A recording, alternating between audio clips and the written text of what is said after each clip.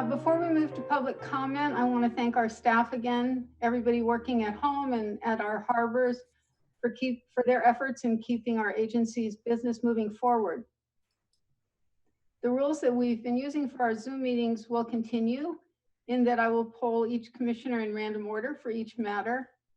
Commissioners have 2 minutes to discuss agenda items and 1 minute for follow-up. Please remember to ask the chair for recognition to speak by raising your hand on the Zoom platform, and I will do my best to see it. Questions about agenda items are limited to about a minute so that we can get through our heavy agenda in a timely fashion. And now to move to public comment. Melanie, I know that I need to give you a few moments to be able to share the timer screen with us.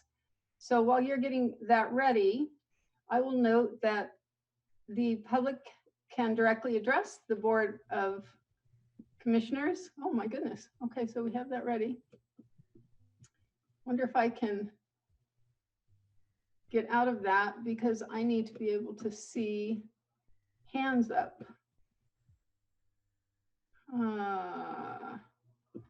Hold on, we have a technical glitch here.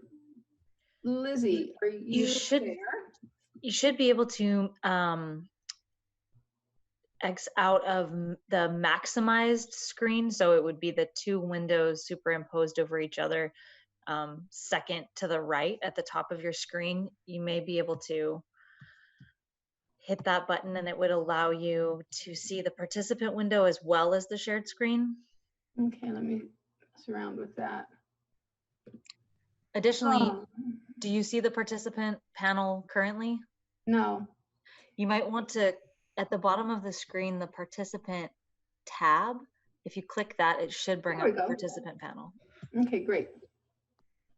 All right, good. For public comment, I see a hand raised. John Ullum.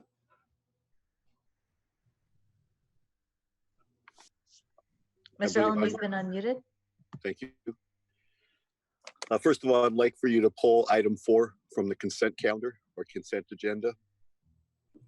And then I'd like to start off by saying that this board continues a pattern of violating the Brown Act, of suppressing speech, and of misidentifying or misleading descriptions of closed session meetings. For example, last week, last Monday at your special meeting, you again did not provide for general public comment, which is required by the Brown Act. Second, the description for your for the item suggests that you were anticipating litigation. I'm not aware of any litigation that you've been received.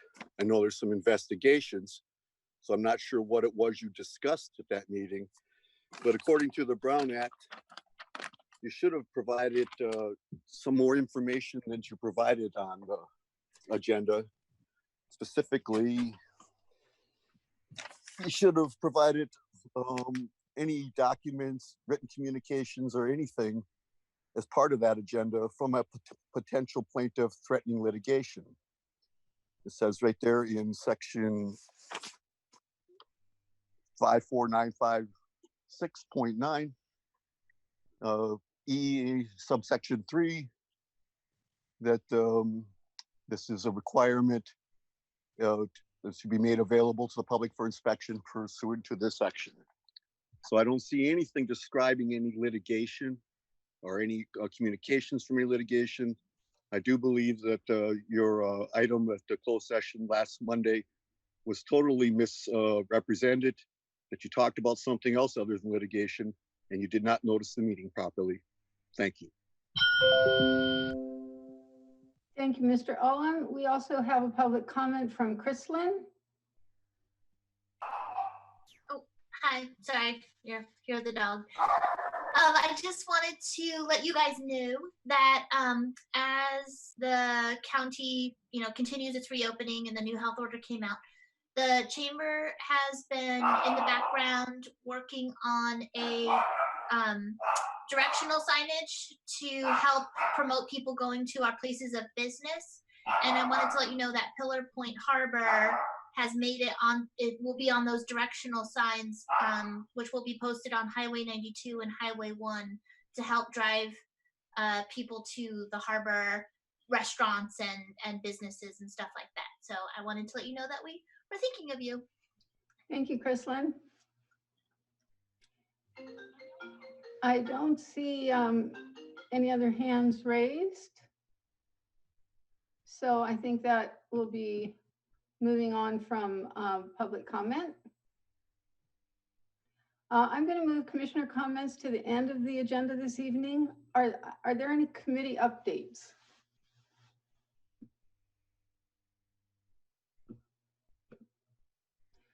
Commissioner Brennan, you're muted. First of all, I'd like to just say that I'd appreciate it if commissioners were unmuted so that we could chime in if there's a point of order. And I did just want to bring up to Chrislyn that previously that sign on Highway 92 said Half Moon Bay Harbor, and it sounds like it's going to be corrected to say Pillar Point Harbor. So I just wanted to confirm that the harbor name would be correct this time. Could we get a confirmation on that? We are working on correcting that sign. I think it says Princeton and Harbor, and originally it was meant to be 2 line items, but it gets pushed together. So we are working with the city to correct that sign. The other one that I'm talking about are banners that we're going to hang, and I apologize, I should have been more specific. They're going to be banners, so there'll be additional signage. Okay, and so the signage going forward is all going to say Pillar Point Harbor? Yes. Great. Okay, that's excellent. And then I had one other point of order. So this is for the board president. So traditionally, the district has always had 5 minutes for commissioner comments. I can remember back before I was elected. So that was like, 10 years ago or more. For decades, the district has always allowed commissioner comments at the beginning of the meeting. It's a courtesy to the commissioners. And those comments have always been up to 5 minutes, although generally most commissioners don't use the entire 5 minutes. So I am very concerned about the fact that the board president has decided to curtail commissioner comments, reduce the length of time of the comments down from 5 to 2 minutes, and also move the comments to the end of the meeting. I think that's incredibly rude and it does not serve the public. I have an important bit of public information that I'd like to share this evening, and not all members of the public are able to stay for our entire meeting. So I'm very concerned about this, and I do not believe that the board president has the power to make a decision to curtail and to stifle commissioner comments. So I just wanted to express my displeasure with that. Thank you. Thank you, Commissioner Brennan.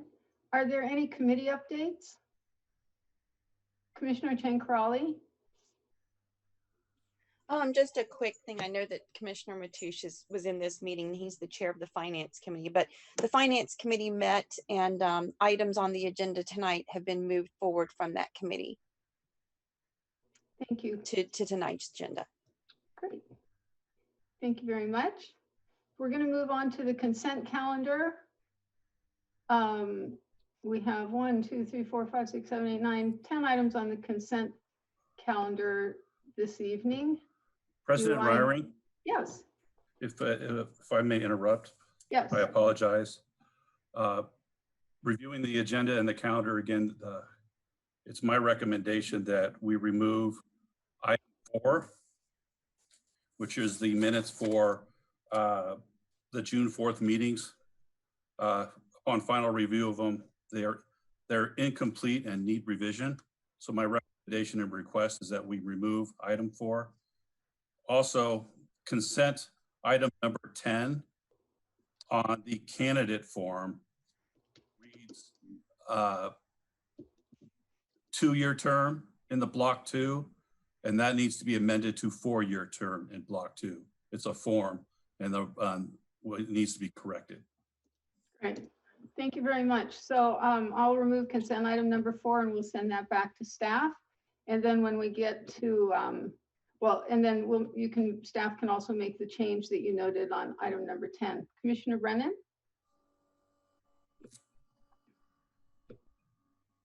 You're muted. I would appreciate it if commissioners could be unmuted so that I don't have to raise my hand, because sometimes, Commissioner Rearing, you don't see my hand raised and you have not called upon me. And so I have been unable to make a comment. And it would be very prudent and polite of you to not mute the commissioners so that we can chime in.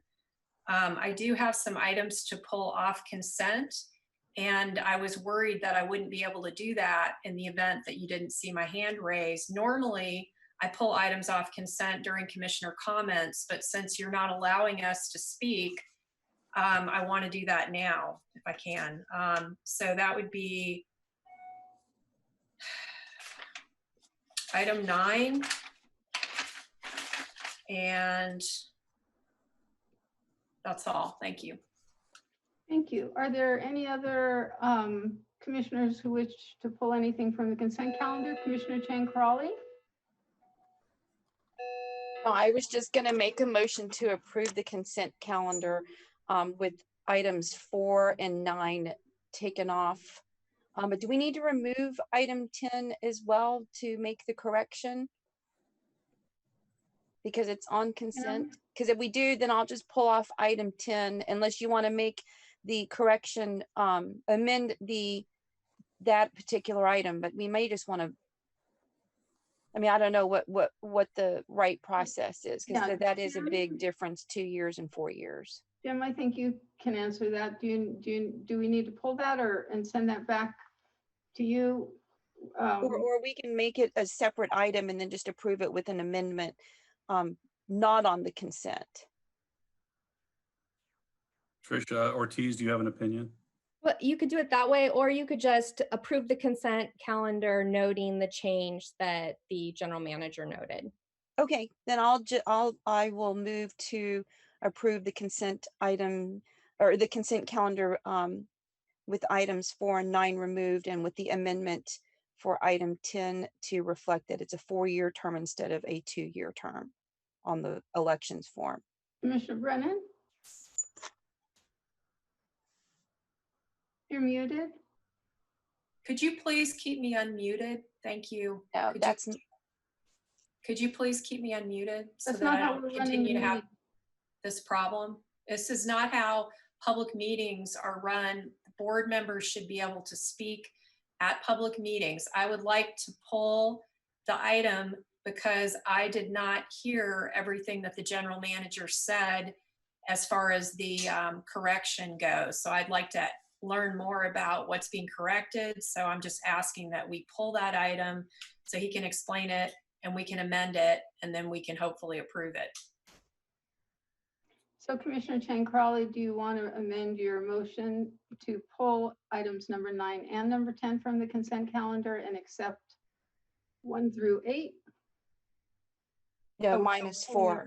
No, I'm not gonna, because it's probably a typographical error. It's a 4-year term. So no, I'm not going to remove my motion. I've already made the motion. And I mean, I don't know if there's a second, but if someone wants to second that motion, great. If no one wants to second, then that's fine too. I made a motion. I'm not going to change it. Do I have a second? I'll second it. Roll call, Melanie. So is the second Commissioner Ryring or Commissioner Mateusz? Me. Probably Tom. I think he beat you to it. Okay. Okay. Commissioner Chang Crawley? Aye. Commissioner Mateusz? Aye. Commissioner Lorenz? No. Commissioner Brennan? No. Commissioner Ryring? Thank you. So I'll be moving the pulled item number 9 to the end of the discussion calendar tonight. So our first discussion item is going to be number 11, San Mateo Resource Conservation District Harbor Water Quality Update and Proposal for Continued Assistance for Board Consideration. Mr. Morin.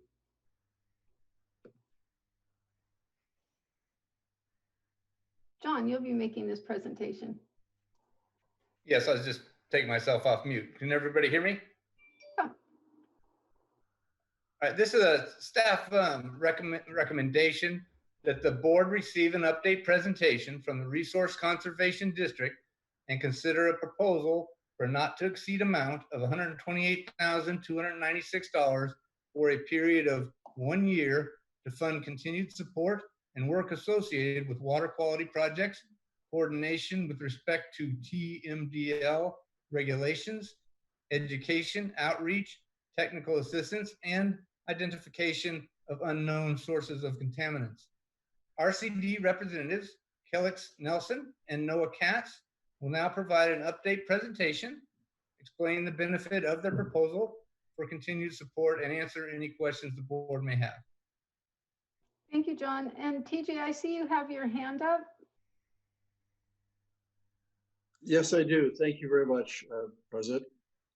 I just want to comment, as most of you know, I've been a board member of the RCD for some time, and I really value the partnership that we've had with the Harbor District to try to solve this puzzle of, where is the contamination coming from? What is it and what can we do about it? And I look forward to continuing this work. I think the presentation will be an interesting one tonight, and we have made some real progress, but there's still work to be done. So thank you, and appreciate your support. I look forward to the presentation and the discussion. Thank you. Kelix, will you or Noah be making the presentation tonight? Kelix, go ahead, you're unmuted. I will. Noah is actually also, incidentally, in case we do need Noah's help, he's experiencing some connectivity issues. Okay, shame. Yeah, so am I able to share my screen? You should be able to, yeah. Yes, you should be able to press the green share screen button in the taskbar at the bottom. I'm on it. Is it showing for you? Yeah. Great. Okay. Thank you. So, I'm just going to briefly touch on actually years of work, try to get that into a few minutes. So I imagine that there's going to be some dots that people be interested in connecting, and we'd be happy to do that. So this is essentially, in a nutshell, what our water quality partnership has been and is and to be. For those, I think most of you are pretty familiar with the RCD, but nonetheless, just in case it's not entirely known, we're a special district.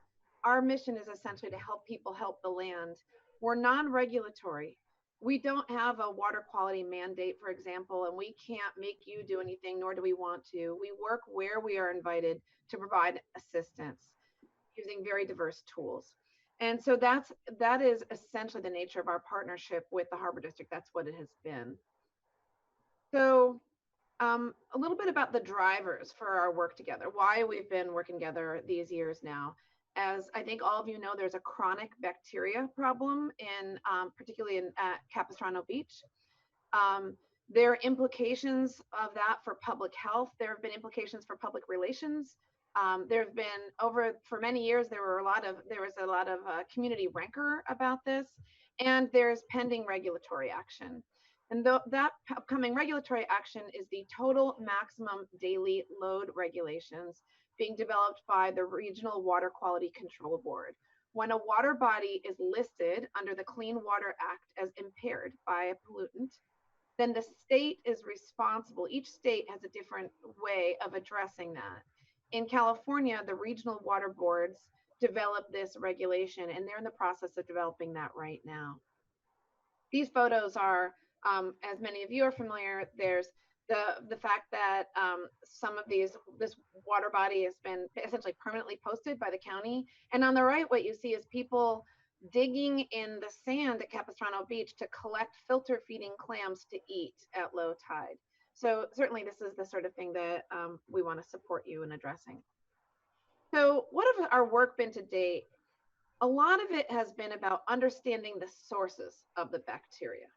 And a lot of that was mapping, understanding all the underground lines and infrastructure and what connects. There's been a fair bit of water quality monitoring. We scoped we scoped the stormwater lines with TV cameras. We've done dye testing. And when we talk about understanding the sources of bacteria, we're trying to understand both the primary sources, meaning what animal it's coming from, as well as the secondary sources, which might be that sediments or biofilms are good places for bacteria to grow, even if the source isn't as significant as you would think from the number of bacteria that you're seeing. So understanding the sources of bacteria has been a lot of our work. And then identifying and implementing solutions has been a fair bit of our work. And towards the beginning of our agreement with you, we helped develop the emergency spill response plan. We've helped with website and social media communications to be scientifically accurate. We've conducted outreach, a lot about, for example, pet waste. We assisted with revising your lease terms so that your tenants can help protect your values of clean water. And then a number of capital projects that I'll get into in more detail later. Essentially, cleaning the stormwater lines on Harbor District property and Capistrano Road. We identified 2 broken stormwater pipes on your property that you subsequently repaired and replaced.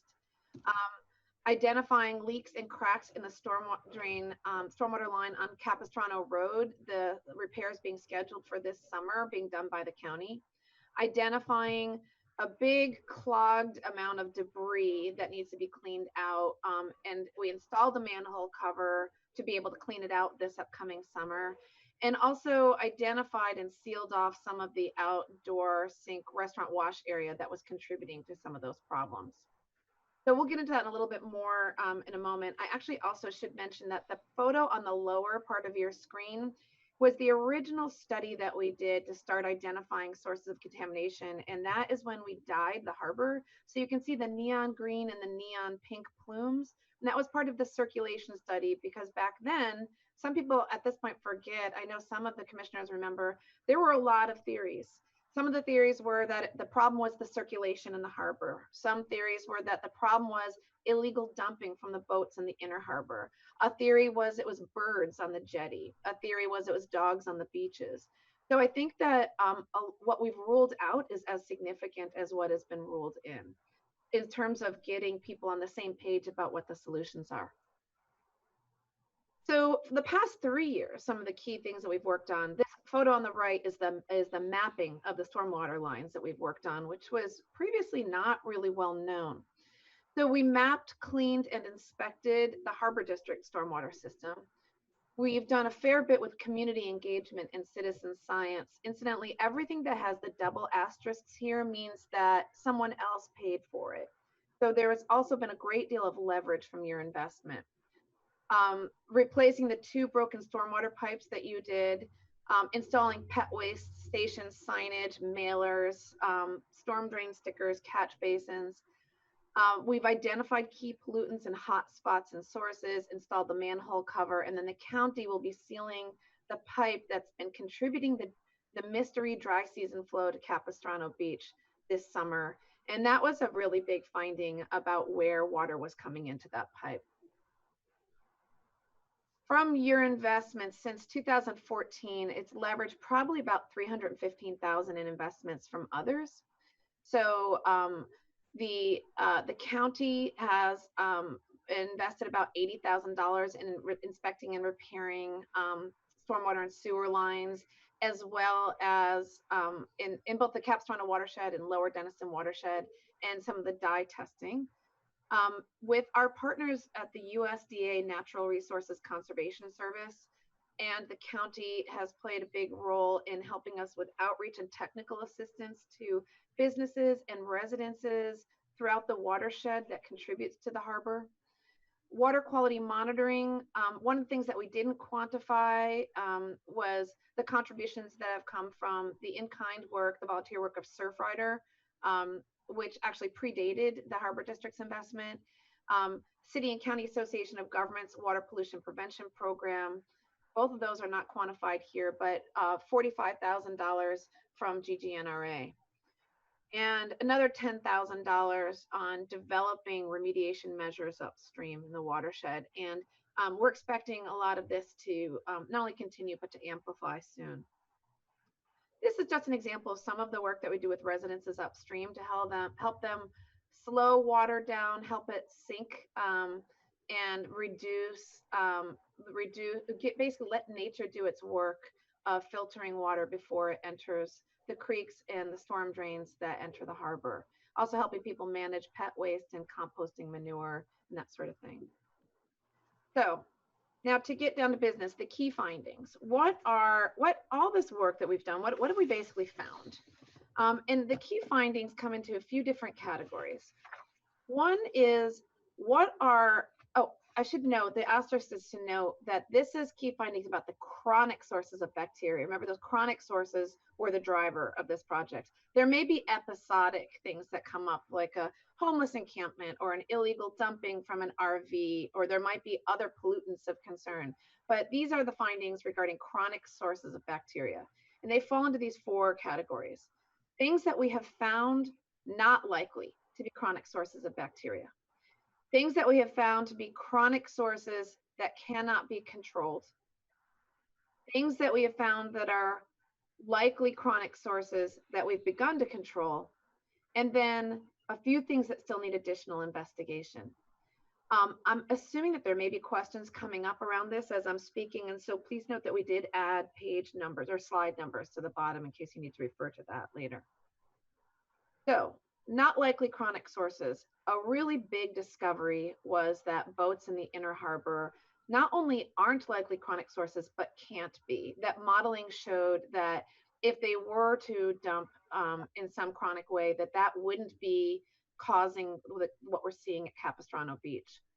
The outer harbor itself, which was believed potentially to be a source, is not. So essentially ruling out the harbor as a source of contamination to the harbor was pretty significant. So it would be land-based. We found that dogs on beaches is not a likely chronic source of bacteria, and that birds are not. Also that human sources, homeless encampments, RV dumping, and sanitary sewer overflows are not likely chronic sources. And these were all significant findings. These are what we have found to be likely chronic sources. So I'm going to discuss each of the source and then the status of addressing that source. One of the things that we found are sections of stormwater lines identified that need repair. When stormwater lines are compromised, this allows cross-contamination. So groundwater infiltration can get into the Capistrano pipe, which is likely why Capistrano outflow runs year-round. That can mean that either dirty water is getting into the stormwater pipe and coming out on the beach, or it could mean that clean water is coming into a dirty pipe and contaminating clean water, and that's entering the beach. So the county, as a result of this work, is lining Capistrano pipe. Also, you all replaced the 2 broken stormwater pipes that we found in the north parking lot. The other thing that we found was a very large deposit of fats, oils, and grease in the business. This is called fog, which is kind of ironic since we work in a foggy area. But in this presentation, when we refer to fog, it means fats, oils, and grease, as well as sediment in the St. Augustine line. The St. Augustine line is the one that comes out by the bathrooms, between Barbara's Fish Trap and the bathrooms. So we capped the outdoor drain that was contributing fats, oils, and grease. We installed the manhole cover for access to clean last summer. Oh, I am being asked to admit an interested party. So just so you know, Lizzie, I'm admitting. The cleaning and removal of those fats, oils, and grease is to happen this summer. And then we have worked with you on outreach to harbor tenants to understand their connection to these water resources. Some of that's done and some of that's upcoming. Another likely chronic source is wildlife in the creeks, the stormwater system, and the watershed. This is widely understood as having a low feasibility of control and is typically not regulated by TMDL regulations, which the one that is coming up. That's the total maximum daily load regulation being developed by the Water Board. Another likely chronic source is watershed contributions, upland pet waste, people's backyards, trails, etc. 7 pet waste stations have been installed. We've undertaken a large pet waste campaign. This involves many partners, and we're seeing increased ownership among diverse partners of this issue. Another likely chronic source that was a significant finding was sediment and biofilms in the stormwater system. So these don't, but the bacteria come from the digestive tract of warm-blooded animals. So they don't come from sediments or algae or that sort of thing, but those can create great habitat homes for the bacteria to grow and multiply. The county, as a result, began cleaning catch basins annually, and also some street sweeps. We're going to be cleaning and removing the fats, oils, and grease in the St. Augustine line. And I see one thing that we didn't include here, and I apologize for that, is that the county also cleaned out the sediment that had accumulated in St. Augustine Creek. That's the one that comes out between Barbara's Fish Trap and the bathrooms. They did that pretty soon after our study was completed in 2012. So what needs additional, oh, this is St. Augustine where it comes out. These are the remaining questions that we see. Is human bacteria chronic in the stormwater system? Is sand at Capistrano Beach a secondary source of bacteria? Is it growing in the sand? How much of the bacteria is from wildlife? It appears that it's a likely chronic source, but we don't yet know how significant it is in terms of, what percent is controllable or non-controllable. And are there other hotspots for cross-contamination in the stormwater system, particularly private lines that come in as well as the county system? So this photo that you see is the pipe this is St. Augustine, where St. Augustine Creek is coming in. This is where the fats, oils, and grease are going to be cleaned out this summer. That is a 6-foot diameter pipe that is completely blocked. See in the back, completely blocked there, or almost completely blocked with fats, oils, and grease. We couldn't get the TV lines past that point to even see the quality of the pipe above there. So this is many years of accumulation. We'll be cleaning it out this summer. Some of those sinks have been capped off, and we're doing outreach with the tenants, and you've changed your lease terms. So I'm hoping and assuming that this is something that will not be a recurring problem. So next steps for implementation are to line the Capistrano pipe and monitor the results to see if that did take care of the problem significantly. To assist the watershed residences and businesses in best management practices, to clean the fats, oils, and grease from that pipe and monitor the results. We had already identified opportunities for repairs to the north, in the north parking lot. And so to identify opportunities for repairs in the South Harbor stormwater system, to identify water treatment and filtration options where the source bacteria cannot feasibly be reduced. Are there, cost beneficial, feasible things that you can do to, even if you can't control the source, to treat the water before it goes onto your beaches? And the other thing that we're recommending is we had made some recommendations for best management practices for dumpsters, trash cans, and fish cleaning on and off Harbor District property, and we recommend implementation of those. And that can also help with the urban wildlife. As I noted, the TMDL regulations are coming to town, and dealing with compliance and engagement around that is, I think, a critical next step. Once again, the things that have the double asterisks are where others are contributing. It's not just the Harbor District. And quantifying the wildlife baseline. That's what I was talking about, is understanding how much of the bacteria problem is something that you can't control and maybe should not be accountable for. And then also continuing education and outreach, continuing the pet waste outreach. We applied for, but we're not awarded a grant. We'd like to apply for another one to do a storm drain art program. That's one of the photos you see here, to help people throughout the watershed understand their connection to coastal resources. The first flush water quality monitoring event that we do is an outreach and education program, as much as it is also providing data. And also outreach to the businesses that wash and dump into the storm drains.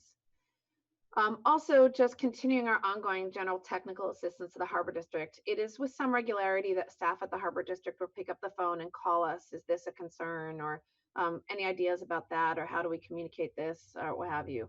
We've helped with social media, etc. We've helped, for example, in the past, train staff of the Harbor District to be able to grab samples if it appears that there's an illegal release from one of the boats, to be able to monitor the water quality and understand what's going on. Then the remaining there's a photo of it. Then the remaining investigation are to dye test the main sewer lines, including the force main line, to understand whether there's any human sources coming in from there. To understand the secondary sources. So basically to understand, to do an analysis of the existing data, to understand if the sand at Capistrano Beach is a big source of the bacteria that has been going on there for decades. That was a driver for our engagement in the very beginning, that beach. To once the fats, oils, and grease have been removed, to explore whether there's any cross-contamination between St. Augustine and Capistrano. It's possible that the water coming through the St. Augustine line cross-contaminated, and that was actually the source of the high counts of bacteria at Capistrano. So we'd like to check that out. And basically, we think that a lot of the more ongoing water quality monitoring that we did for years is not really needed anymore. You don't need us to do it. Others are doing some of this, Surfrider, the county, that we scale that back, focus our water quality monitoring on answering a couple of these key questions to see if the implementation actions fit and help address the TMDL, to make sure that the regulations that are coming out of the TMDL are really the right fit, grounded in what are actually the impairments. So that is that's a sort of a general overview. We have embedded in this presentation also the results of the first flush water quality monitoring. If anybody wanted to talk about that, this is some information for people to kind of follow up with the RCD a little bit, and I'd be happy to answer any questions that I can. Thank you, Kellex. I think I won't be able to see everyone on the Zoom call to look for raised hands unless you stop the screen sharing. Well, maybe I can. I'll scroll through everybody. I'll stop the screen sharing because I see a hand is up already. So I don't want to have control of this. So let me stop the share. Great. Are there commissioner comments or questions? Commissioner Chankarali? Thanks, Kellex, for your presentation. I mean, I think that we've had a great relationship and partnership with the RCD, and they do great work. So I just want to go to the item and just make sure that that I understand exactly what we're trying to do here. John, it looks like we want to, or that staff or Jim, someone was recommending that we provide one-year funding to RCD for the fiscal year 2020 and 2021 in the amount of $128,296, and with reevaluating funding levels for the next 2 fiscal years. Is that correct? Yes. Okay, so then, I mean, just to get the discussion started, I would like to make a motion to provide a one-year funding to RCD for the 2021 fiscal year in the amount of $128,296. I'll second that, and we'll continue discussion. I saw that Commissioner Brennan had her hand up. Thank you. Yeah, hi. Can you hear me? Yeah. Okay, good. I don't see a place to click raising my hand on here tonight. Is there something missing, or is it just not showing up on my screen? At the bottom of the screen in the taskbar, there should be a participants icon. And if you click that, it should have an option that comes up that says raise hand. Okay, great. Thank you for that. Cool. All right. So first of all, I just wanted to thank the Resource Conservation District for their hard work, and thank Kellex for the fantastic presentation. I really appreciate how detailed it is tonight. It's one of the more detailed presentations we've gotten. Not that the others haven't been, but I appreciate all the info, and it seems like we're finally starting to yield some results after all these years of effort. I know these things take time. So I kind of have a number of different questions. So Kellex, maybe I'll just reel them off, and then you can ask me if you didn't catch it all or something.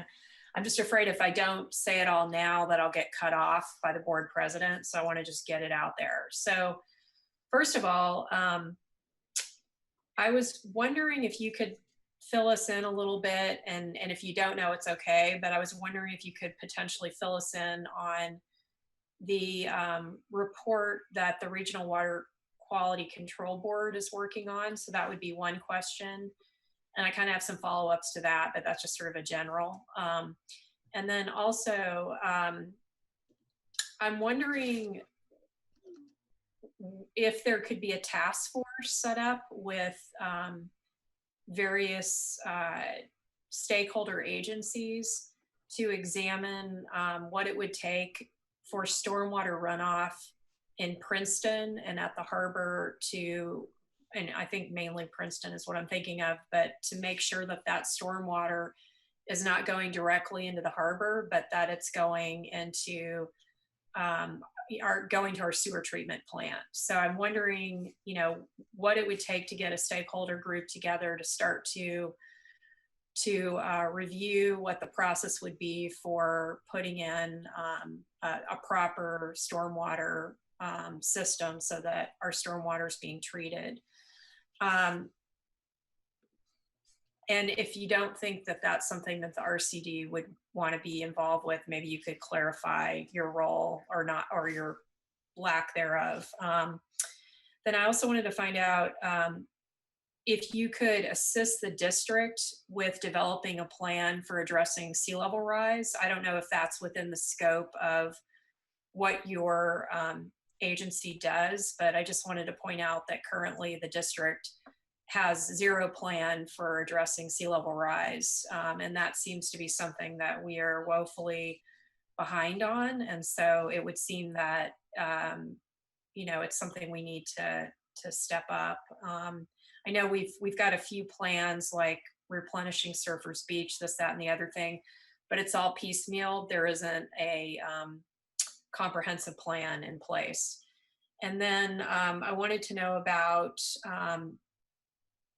how, if there's studies or if there's economic reports on how polluted water impacts communities. So if there's a way we could maybe step up the importance of treating our runoff with some studies that substantiate that polluted water is having an economic negative impact on the community, possibly with tourism and who knows what else.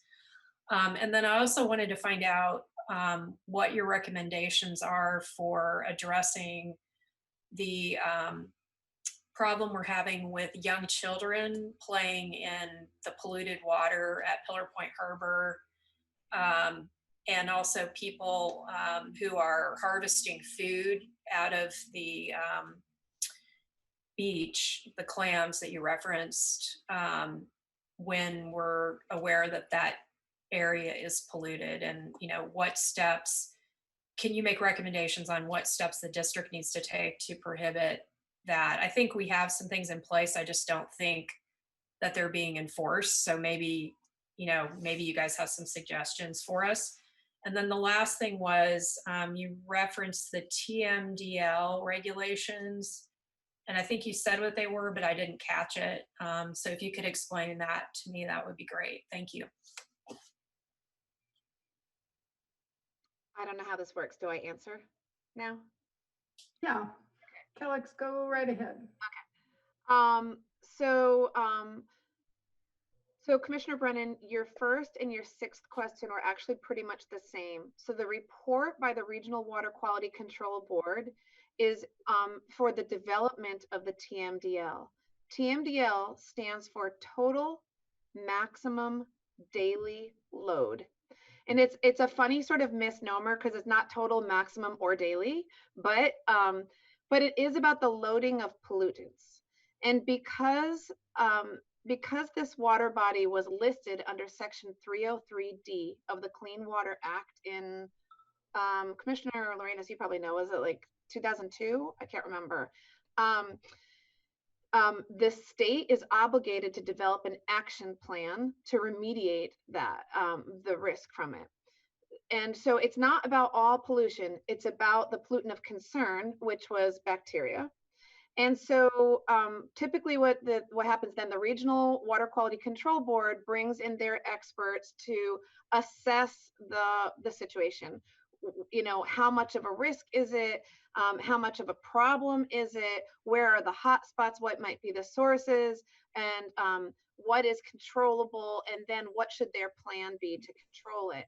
In this case, they're starting with a pretty good leg up because you and we and partners have done some of that work for them already. So we start the conversation from a very advanced place to help make sure that the plan that's developed is one that is really a right fit. So, so the report right now, they're really in an information gathering phase where they're just asking what is already known, who are the players, who's out there. This most recent thing that they sent us, I forwarded to Commissioners Raring and Lorenas to make sure that they were in the loop, and I can try to do that. Actually, maybe, Sabrina, did I actually also send that to you as well?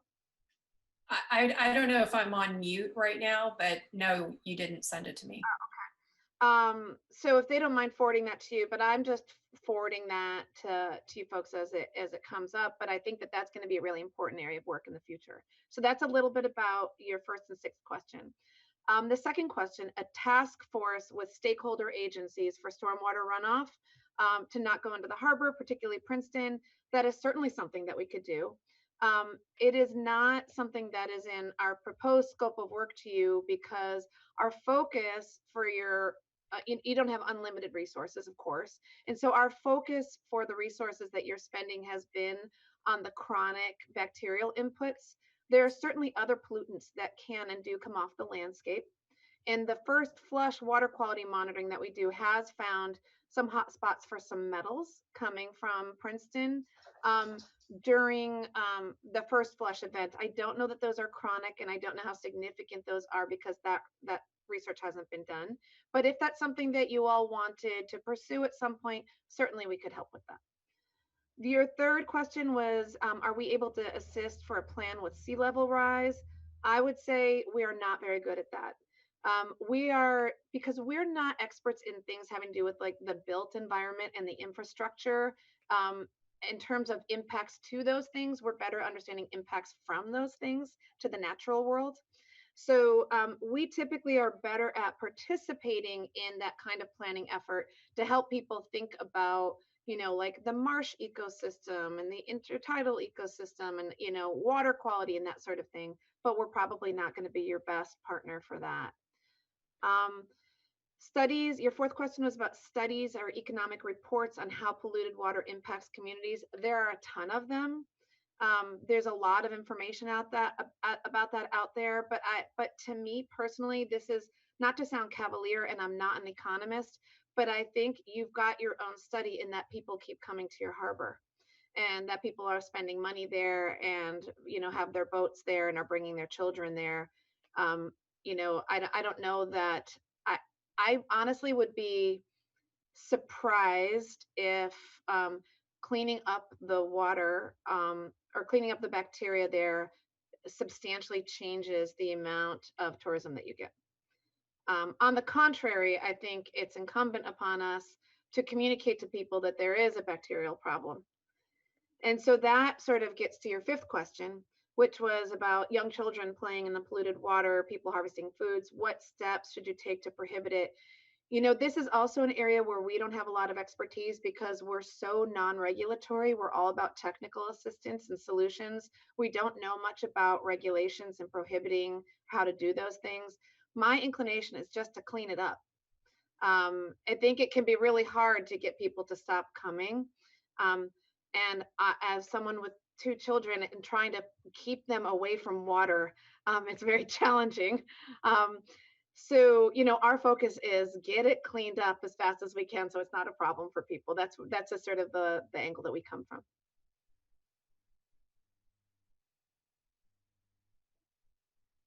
Commissioner Raring, you're muted. I was curious if the RCD has approached the San Mateo County Stormwater Runoff Prevention Committee for additional funding. I talked to them a couple of years ago and they flat out said they had nothing for the harbor. They were targeting Pacifica.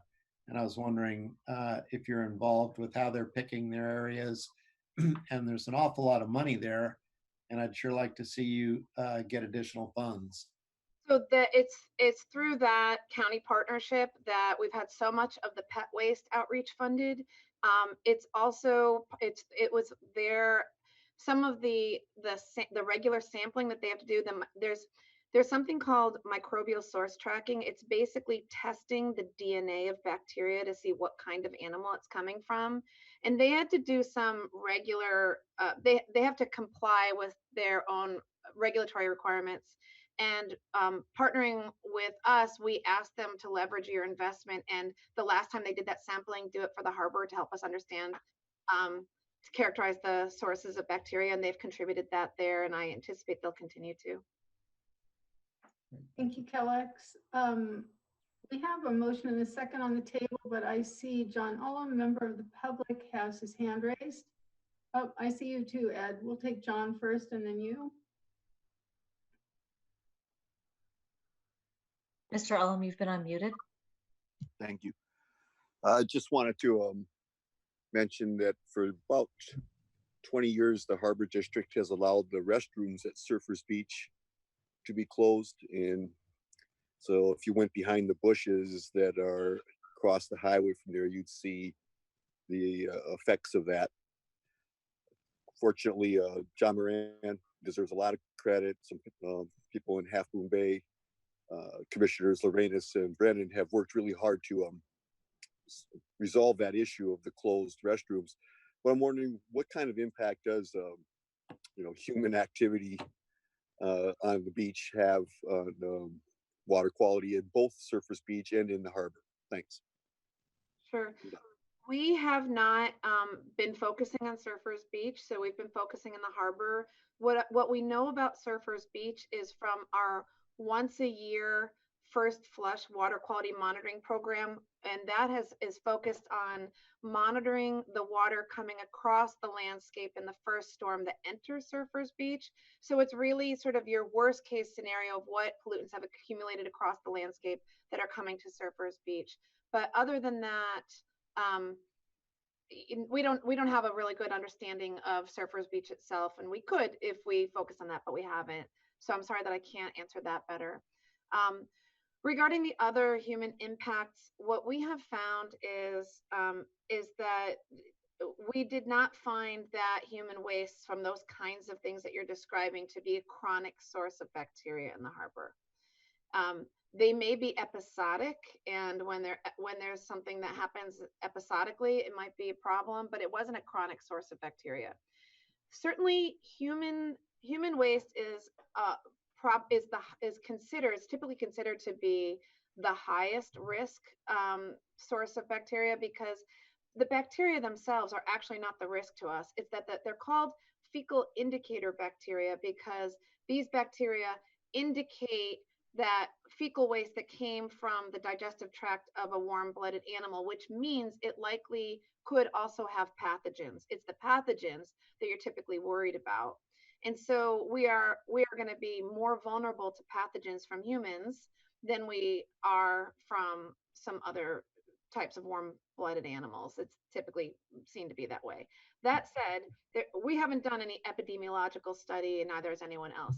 But it is our general understanding that human waste is more dangerous than other types of waste. and that the type of human waste that you're describing, while very unpleasant and certainly is not something you want, is not a likely source of the chronic bacteria that you see in the areas that have driven the work that we've done. Thank you, Kellex. Commissioner Lorenz, you have a comment or a question? Several questions, but I'd, excuse me, I'd like to make a quick comment. Kellex, as always, it's fantastic working with you. You guys do great work, and I'd like to just thank Brittany for all the work she did. She was a big driver of this, and she did a really excellent job. So the picture the picture I snuck of her into the presentation. Pardon me? Did you see I got a picture of her into the presentation? I did see that, yes. So I'm looking forward to more work with you on all counts. So in the way of questions, let me answer John's question, John Allen's question really quickly. Surfrider has been doing monitoring a surfer's beach. We test for Enterococcus, which is one of the indicator bacterias, and it's relatively low in counts most of the time. We do see episodic increases, and which is one of the reasons Surfrider is sampling it. I wouldn't call it a chronic problem. I can tell you more personally later, but that should help. Couple questions for you, Kellex. With the TMDLs for watersheds, I know that the board doesn't regulate them, but if a harbor like ours, which gets, we have Denniston Creek, which flows very fast in the wintertime, and we do get a lot of bacterial sources coming in from there. So that must impact what the total maximum daily load is. And so how does the board account for that?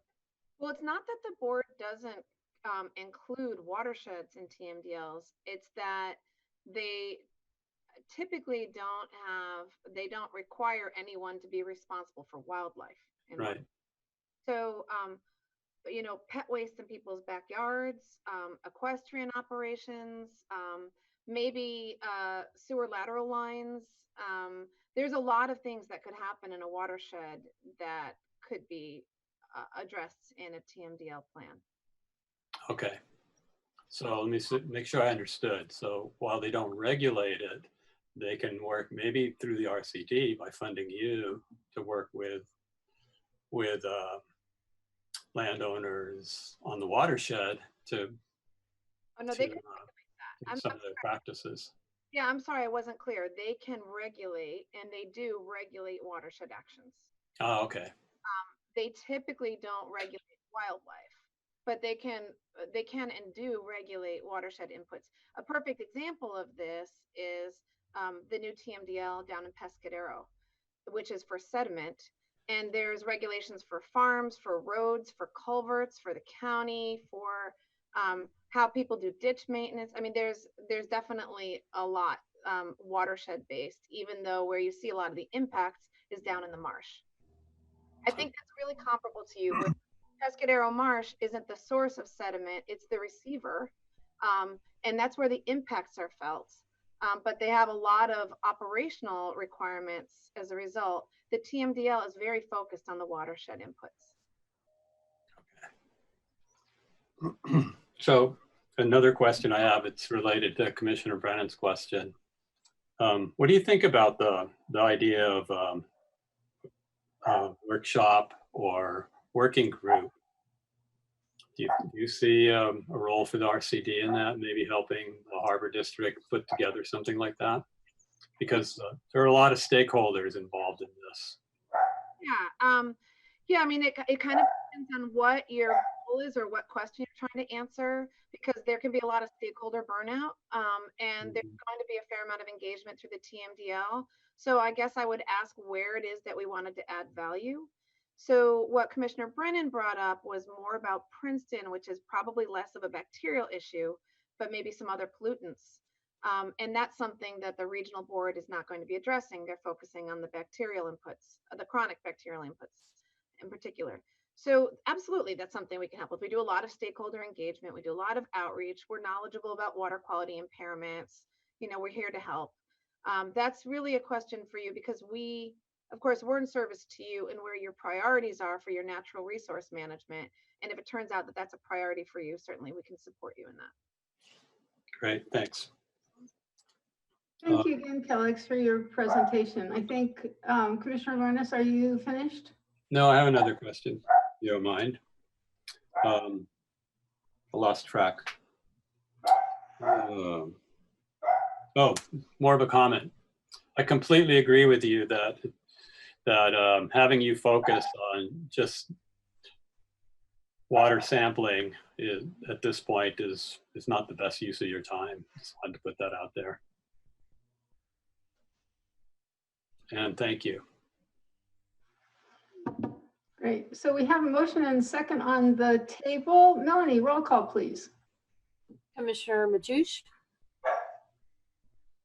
Aye. Commissioner Lorenz, Aye. Commissioner Brennan,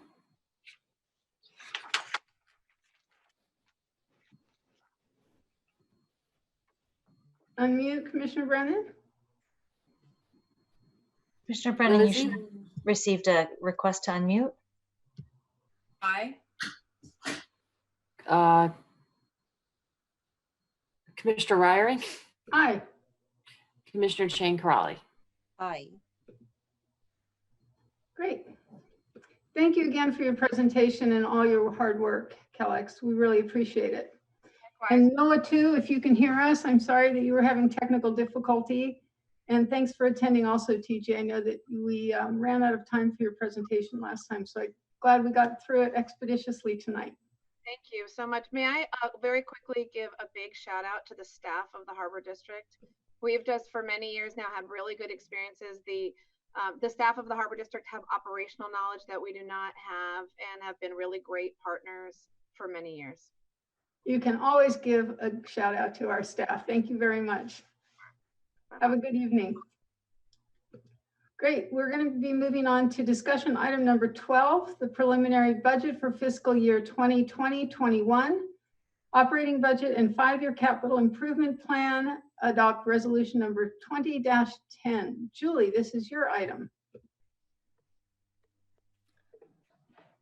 President Ryring, commissioners, good evening.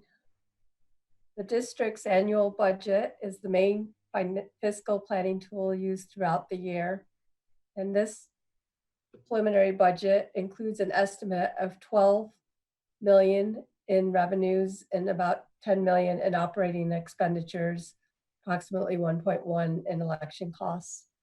Revenues less the operating expenditures less the election costs equals approximately 726,000, which represents the estimated amount to be added to the available working capital balance.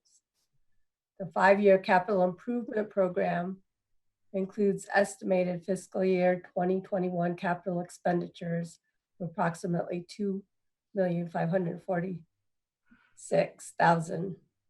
There are sufficient cash balances to fund the 2021 fiscal year capital expenditures and required reserves of 115,000. And the estimated ending working capital balance on June 30th, 2020 is approximately $18,940,000. I'm going to share my screen now and show you some pages out of the actual budget document. This budget document, as you know, has been challenging due to the economic conditions caused by COVID. As an example, you're estimating what the unemployment rate's going to be down the line.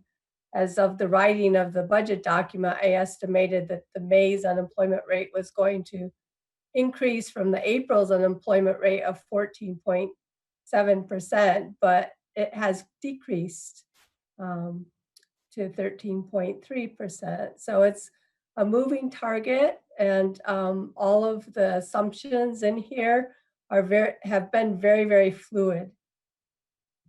So with that, I'm going to share my screen.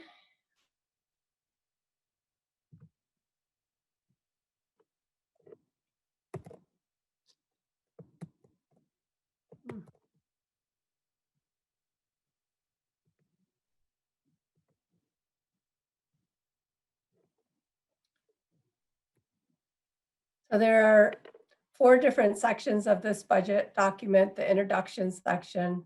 Section 1 is the 2021 operating budget. Section 2 is 5-year capital improvement program. And section 3 are the policies and definitions.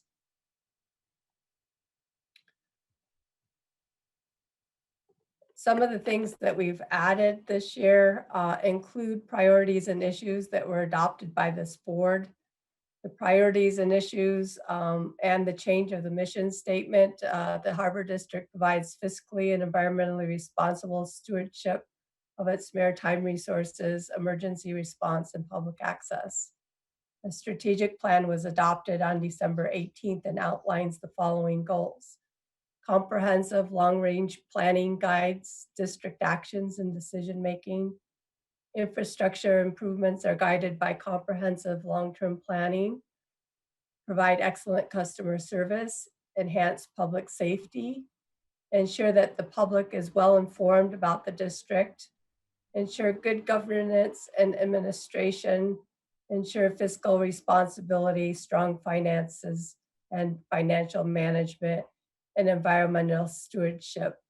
The capital improvement program section of the document includes the Harbor Commissioner's priorities and ties those priorities to the capital improvement programs. This section is the budgetary highlights. The district revenue streams will be slightly above the ongoing expenditures for this upcoming year. At least that's what's projected right now. And it's, like I said before, it's going to add approximately $726,000 to the working capital balance. Operating revenues are budgeted to decrease by 0.63% due to a large construction project impacting the ability to rent berth slips at Oyster Point Marina of about $62,000. The elimination of overnight parking fees of Pillar Point Harbor of a decrease of about $108,000, and an economic anticipated downturn due to the COVID-19 pandemic. We were initially projecting $241,000 increase before the pandemic, and now we're not anticipating any inflationary growth in the revenues. Non-operating revenues are budgeted to decrease by 1.28% due to an anticipated decrease in interest earnings, but property taxes are expected to remain stable for the 2021 fiscal year. Salaries, wages, and benefit expenditures are projected to increase by 14.2% due to the filling of vacant positions in the second half of fiscal year 1920, along with 5% salary wage increases and 25% benefit cost increases. Non-personnel expenditures are budgeted to increase by 8.7% due to expected increase in the majority of the costs of 5%, except for a 40% increase in property and liability insurance, which is caused by the losses of the wildfires and the tripling of bad debt expense to be used for uncollectible receivable write-offs. The large increase in bad debt expense of about $176,000 is anticipated due to the impact of the COVID-19 pandemic. In fiscal year 2021 budget includes $1,129,000 in biennial election costs. The fiscal year 1920 projection does not include this one-time or any biennial expenditures. A public forum was held on May 14th, 2020, which actually goes through and provides a ranking of our capital improvement program. And I'm going to turn this over to Jim to talk a little bit about that.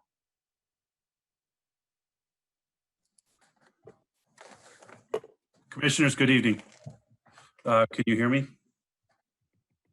Okay, thank you. The San Mateo County Harbor District, as you know, has very limited funds available for capital improvement projects. As a result of the forecasted increase in personnel and operating costs in the coming years, as well as a reduction in revenue over the next several years as a result of the COVID-19 pandemic, the district is not expecting a surplus in funding over expenses. Without that surplus of funding, the district will not have any additional funding for capital improvement projects. As a result, the district must prioritize the existing projects that have the greatest public, legal, and safety benefit for the people of San Mateo County. To receive public input on project prioritization, the district hosted a public virtual workshop, including a short online survey. The workshop and survey were developed on an accelerated timeline following the declaration of the COVID-19 state of emergency. It is very limited in scope, with less than 50 people participating with the workshop and only considering 187 survey responses.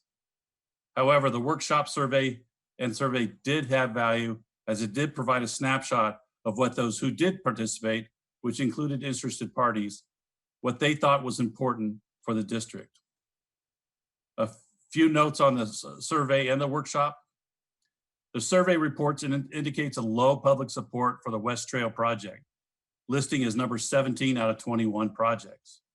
However, taking into consideration that 53 respondents prioritized the project in their top 5 with an average of 3.5, the project does have strong support from the survey participants. There was also strong support for the West Trail project at the workshop itself. Both the workshop and survey showed public support to complete the Johnson Pier Terminus project in one comprehensive project. Approaching the project as a single project is also the preferred method by the permitting agencies. The financial savings based on the economy of scale and completing the project as a single project versus separate projects is significant, estimated to be in the millions of dollars. While the Johnson Pier expansion over the refrigerator flat, the inside of the L, listed as number 21 on the survey, it did receive significant support, with 64 of the 187 respondents supporting the project with an average score of 4.0 out of 5. However, the updated engineering estimate of over $7.5 million to complete the project independent of the overall Johnson Pier Terminus project makes it out of reach under the current budget projections. The Enterprise Resource Planning System appears to have significant support, ranking as number 5 by the public. However, the ranking is based on the opinion of only 14 responses out of 187. 173 respondents failed to rate the ERP system at all. Another point to consider is several of the responses to the survey rating the ERP system may have been from staff. And finally, there was strong opposition by members participating in the workshop and in the online survey opposing any project at Oyster Point Marina based on the fact that district does not own the marina. Now on to staff's recommendation on the prioritization of projects, taking into consider the legal requirements, signed agreements, safety, security, environmental, public interest and benefits, and the survey and the workshop were part of that consideration. Rated as the number 1 project on a prioritization list was the Pillar Point Harbor Tenant Row Catch Joanne ADA compliant restrooms. Staff and the public ranked this as number 1 in priority, with 114 respondents listing the project as their top priority for the district. Further, the district has a legal obligation to complete the ADA restrooms by December 31st, 2020. And finally, the estimated cost, excuse me, of the ADA restroom is $350,000. The number 2 priority project prioritization of projects is the Pillar Point RV Park restroom and green space improvement. Staff rated this project originally as number 2. The public rated it as number 4, with 88 respondents rating the project as a top priority. The district has a legal obligation to complete this project to comply with a coastal development permit. Expected to begin construction in 2021-2022. Estimated cost to the district is approximately $330,000 or $330,000 not including the $298,000 MTC grant that we have already received. The number 3 project, Oyster Point Marina West Basin Dock Survey for docks 1 through 6. Staff rated this project as number 3. Public rated it as number 2, with 62 respondents rating the project as a priority. As mentioned earlier, there was feedback at the workshop and the survey against any project at Oyster Point on the basis of the district does not own the marina. The district has an obligation under the 2018 agreement between the district and South San Francisco to conduct the survey by December 31st, 2023, and the estimated cost is $100,000. The 4th project is the Oyster Point Marina replacements of docks 12, 13, and 14. Staff rated the project as number 4. Public rated as number 6 with 68 survey responses. The district has an obligation under the 2018 agreement between the district and South San Francisco to replace the docks by December 31st, 2024. The estimated cost of this project is $6.5 million. Surfers Beach replenishment and Outer Harbor maintenance dredging. Staff rated this project as number 6. The public originally number 6. Public rated the project as number 3 with 83 responses. Public support was voiced at the virtual workshop for this project also. It has a significant public benefit. It is important to stress that this project significantly benefits the Harbor District by increasing the depth of the outer breakwater anchorage area of Pillar Point Harbor. Significant grant funding has been already received or obtained, and we are actively pursuing additional grants. A new development is the draft concept for eelgrass mitigation was just developed, and the scope of the mitigation is larger than originally estimated. Eelgrass has continued to grow and spread in the harbor. The rough cost estimate to mitigate the eelgrass and the dredge materials where we're getting the sand for the replenishment of Surfers Beach in the outer harbor is approximately $500,000. That is not an approved project right now and will need to be inserted when that becomes mature enough to be a project. We expect to put the sand on Surfers Beach sometime in 2021. Estimated cost for the project right now is $1.2 million, but we need to consider that an additional $500,000 will be needed for the eelgrass mitigation. West Trail Shoreline Restoration Project. Originally rated by staff as number 7 in the priorities, the public rated the project as number 17 with 53 responses. There was also strong public support voiced at the workshop for this project. Again, the 53 responses rated the project in their top 5, which is pretty significant. Project is required to maintain the safety and the future of the West Trail. The trail provides first responder access, and as a fact, this weekend, first responders had to access the trail to go out and conduct a rescue. The CDP has been resubmitted, and we expect to break ground as early as fall, winter of 2021. Estimated cost is $1.5 million. District Enterprise Resource Planning System. Staff rated this project originally as number 11. The public survey results listed the project as number 5, but again, with only 14 respondents responding. New enterprise financial system is required as many of the district software programs and systems are no longer supported by the manufacturer and pose a risk to our IT systems. The estimated cost for the ERP planning system is $1.1 million. Number 8 on the priorities list is the vehicle and vessel replacement. Staff originally rated this project as number 9.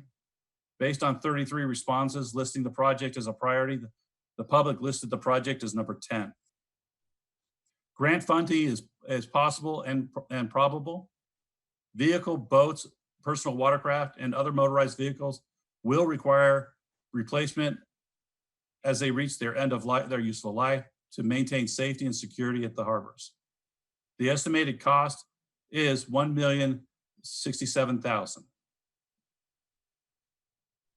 The final plan, or the final priority listed project, is the district master plan.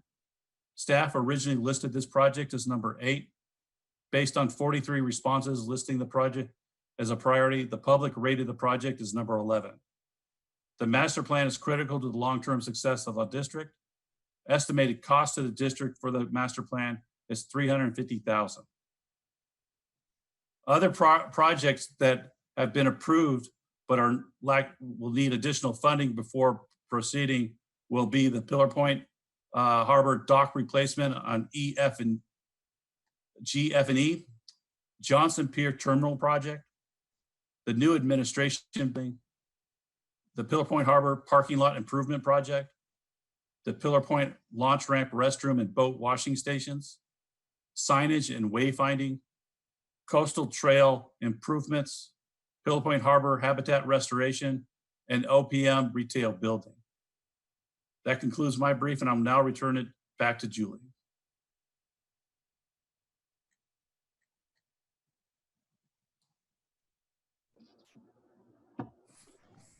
Thank you, Jim. Just a little bit about the 5-year forecast. If you look at the chart on this page, the top section is the estimated cost for each of the CIP projects. And there's a total. So for example, in 2021, we're going to spend the $2.5 million, 21-22, $5.1 million, $2.3 million in 22-23, $1.1 million in 23-24, and $2.1 million in 24-25. Below that is another box that shows where the funding is coming from. Approximately $12.4 million is coming from working capital for the next 5 years, starting in July 1st, 2020. The box below that, you have a working capital beginning balance. Those are the funds that we have available, and those are basically a calculation of short-term assets minus short-term liabilities. It does not take into consideration any of our long-term liabilities. But that is what is available to fund our capital projects, less the minimum required reserve, which is at the very bottom of this table. So if you take it as an example, 2021, we project that we will have approximately $18.9 million in cash. Our operating revenue is projected to decrease slightly from this year to $4.1 million. Non-operating revenue decreased by the interest income to $7.9 million. Salary and wages would increase to $6.8 million. Non-personnel expenses to $3.4 million, and election costs of $1.1 million.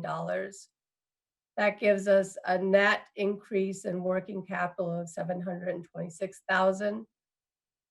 What we need to fund our working capital for our projects, there's $2.3 million plus the encumbrances that will be released, or is $700,000, giving us an ending working capital balance of $17.9 million. Of that, $3.1 million is required to be set aside as a reserve, which is 25% of our expenditures and 50% of our election costs. With that, that concludes my presentation. If anyone has any detailed questions, I'll be happy to answer them at this time. Thank you, Julie. Let me scroll through the commissioners here to see if I see any hands up.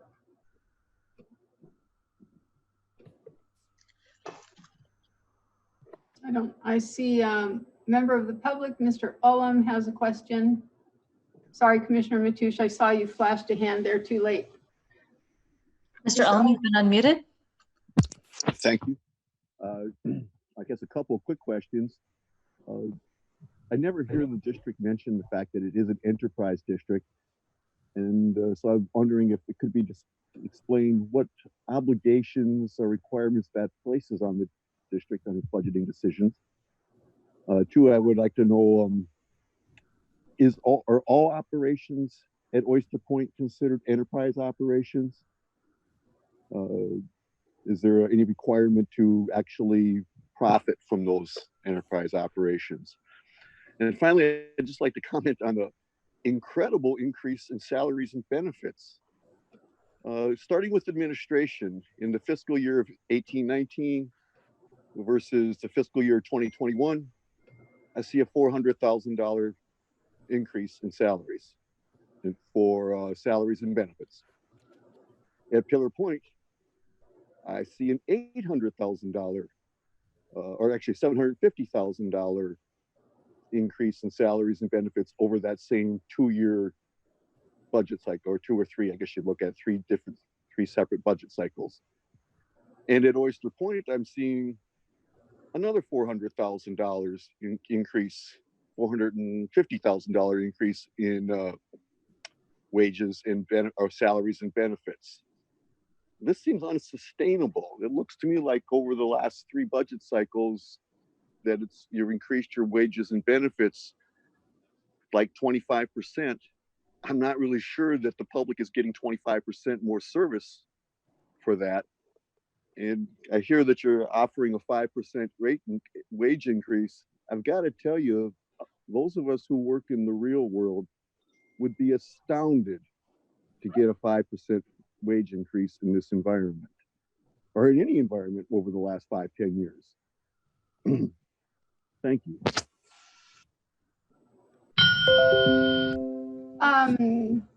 Would you like me to address that, Nancy? I saw your hand up.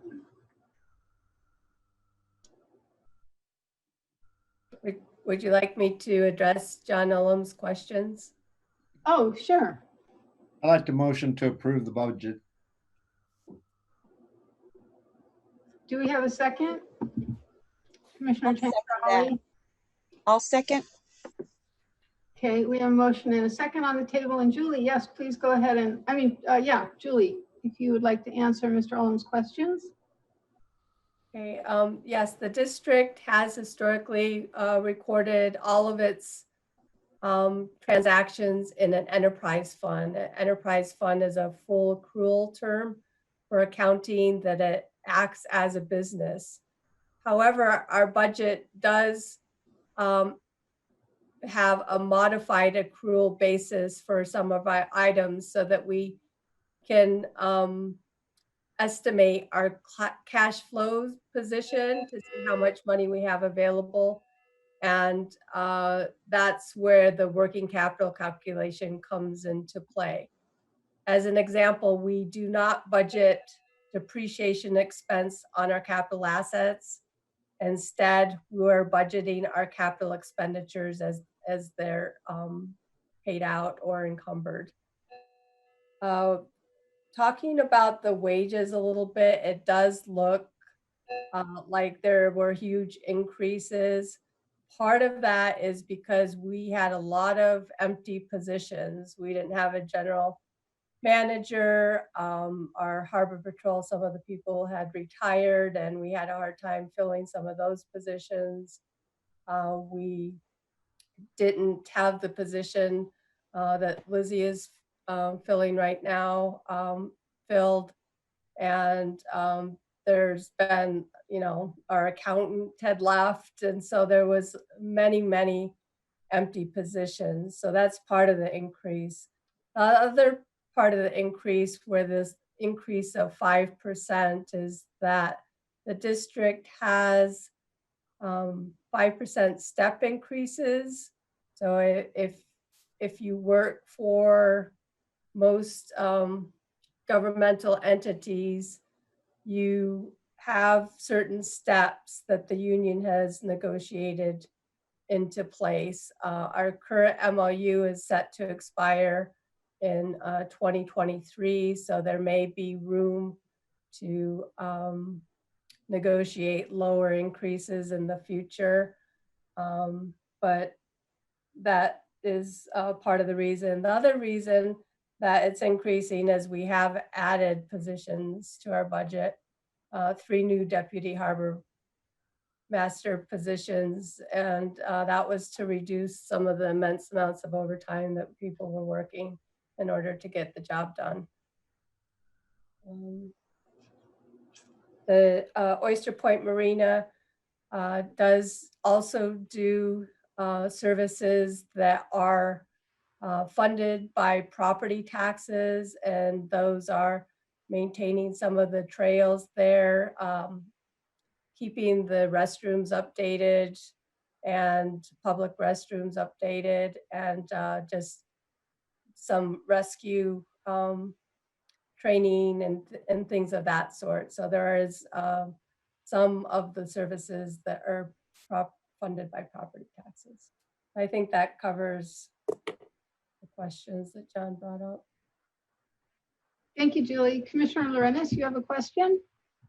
I have excuse me, can you hear me? Yeah. I have a question and a few comments. So my question is, since this is a preliminary budget, once it's approved, there will be time later for public and more commissioner input. Is that the case? Yes, the adoption of this resolution will allow us to advertise, and we will have a special meeting on July 24th at 6:30 p.m., which is, we needed at least 30 days to notice the public that this budget is available for their review, and that they'll be welcome to that public meeting on July 24th. And that ad will be going in the Half Moon Bay Review on Wednesday, and we'll send out notification to our distribution.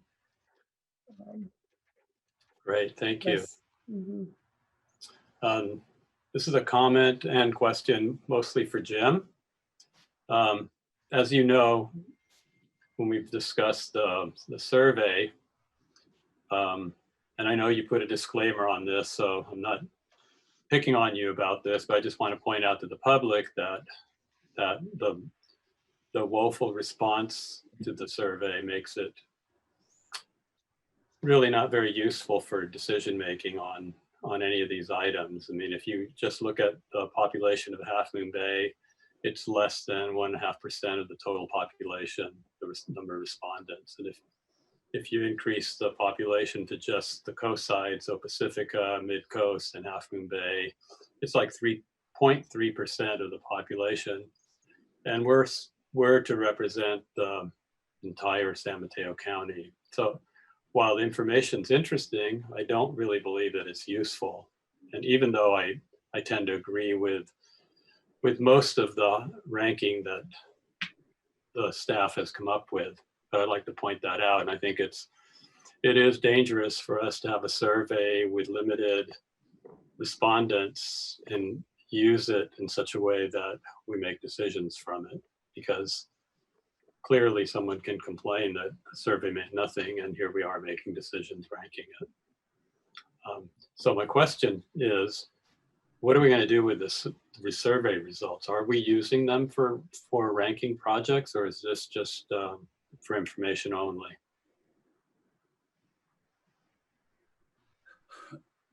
Commissioner Lorenz, your comments are well taken, and yes, the response was as a percentage of the coast side or San Mateo County was extremely low with the limited responses we did have.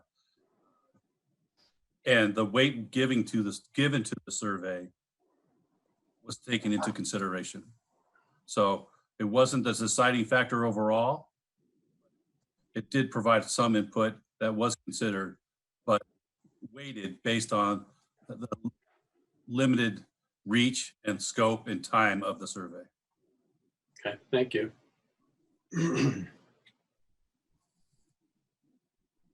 Commissioner Mateusz, you had, oh no, Commissioner Brennan, you have had your hand raised.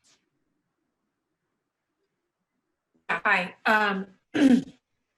I just wanted to thank staff for putting together a presentation on the preliminary budget tonight that was easy to digest and got to the key points.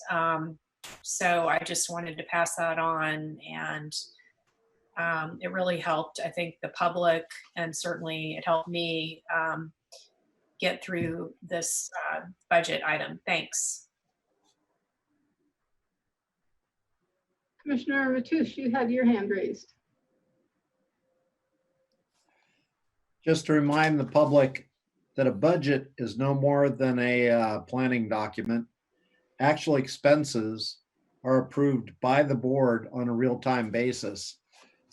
So that's why I motion to approve this budget and move forward and allow the Harbor District to complete its business at hand with the astute workforce that it's got. Thank you, Commissioner Matoush. If there are no more questions, we'll go to a roll call. Melanie. Commissioner Lorenz, Aye. Commissioner Brennan,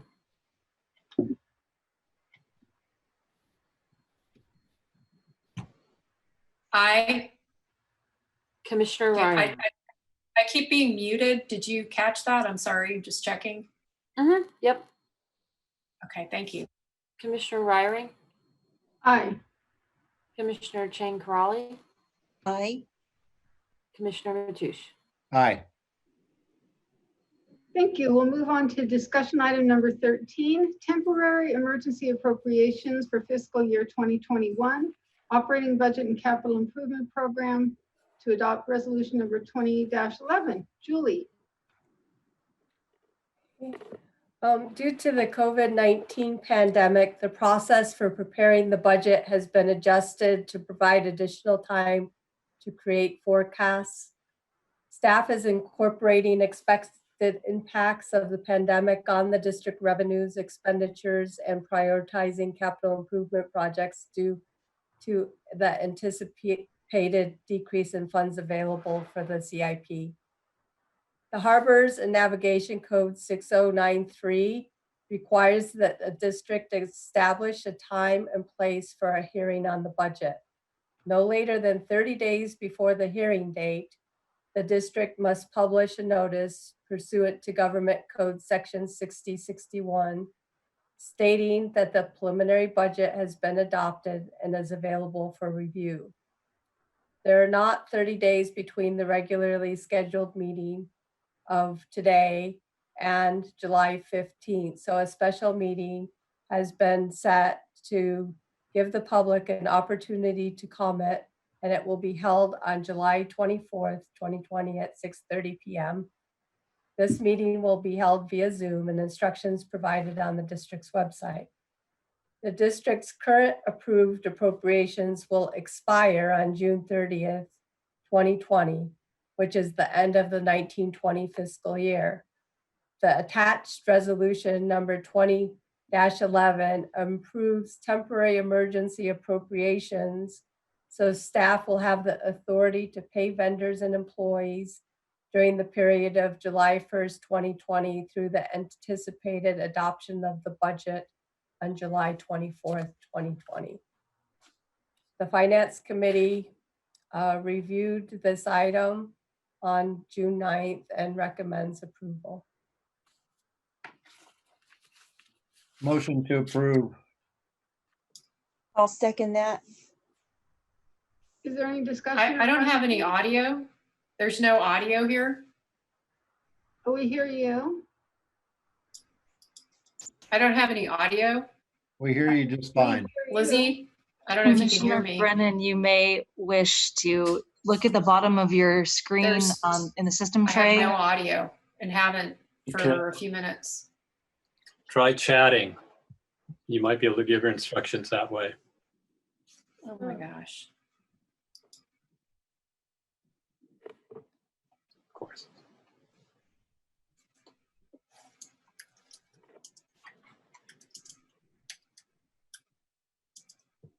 While they're working on that, Commissioner Matoush, you made a motion. Commissioner Chang Crawley, you made a second. So we're just waiting for discussion, right?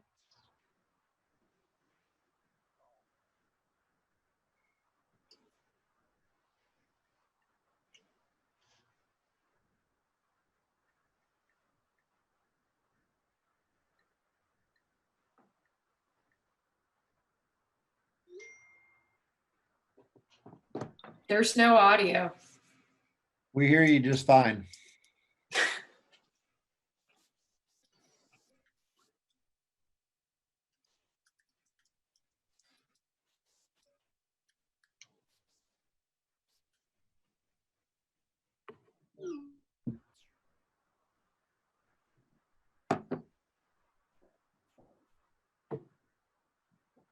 Commissioner Brennan, we can hear you if you'd like to make a comment or have a question about this agenda item, and then you can work with Lizzie.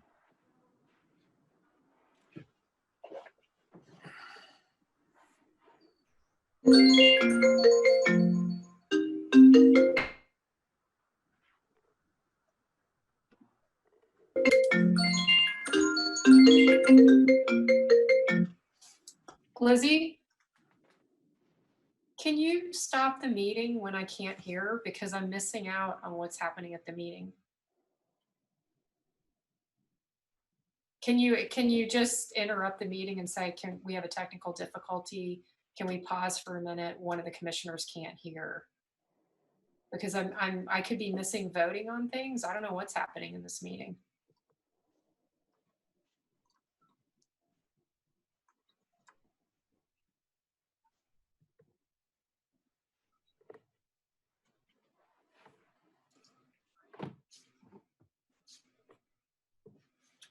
Tricia, do you have any advice for us? I didn't change it. I haven't touched anything on my machine. It to just stopped working. I don't know why. Perhaps Lizzie could have her log off of Zoom and log back on. That's a good idea. Lizzie, did you hear that? Again, yes, I did, President Reiering. I'm advising Commissioner Brennan of that currently. Thank you. I can do that. Can we pause the meeting while I do that? That would be very much appreciated. President Reiering, did you hear Commissioner Brennan's request? Yes, I don't know what the appropriate thing to do is right now with this technical difficulty. We do have a quorum. I recommend we just maybe pause the meeting, give her an opportunity to log back on and make it work. Great. Thank you. Okay, I'll try that. Okay, bye. I was just going to say, why don't we just take like a 2 or 3 minute break so that Commissioner Brennan can log back on. Let's do that. Thank you.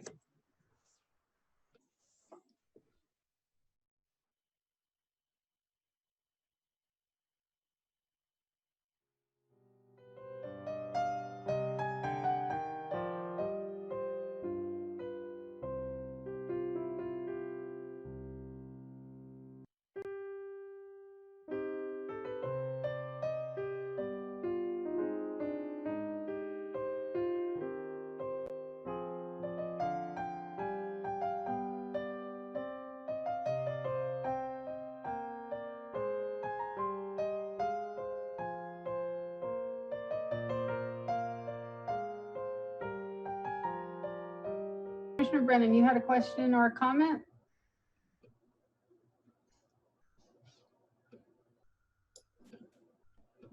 Could somebody take me off mute when You're it's off my turn mute. to speak? It would really help me. I don't know what happened for the last several minutes of the meeting while the audio cut out of the Zoom meeting. So if someone could update me, and that would be the president's role on where we're at, I would appreciate it.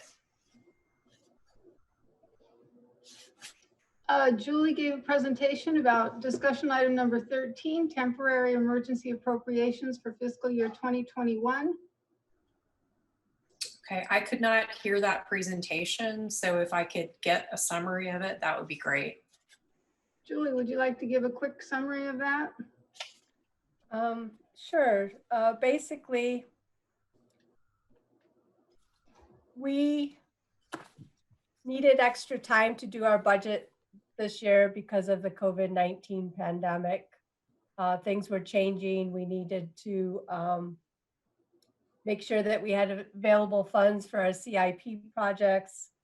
Our projections look like we're not going to have the big $2 to $3 million addition to the working capital balance throughout the year. So this emergency appropriation resolution will allow district staff to pay vendors and employees from the time period between July 1st, when our appropriations end at the end of the fiscal year, which is June 30th, through when we expect to adopt the final budget, which is on July 24th, 2020.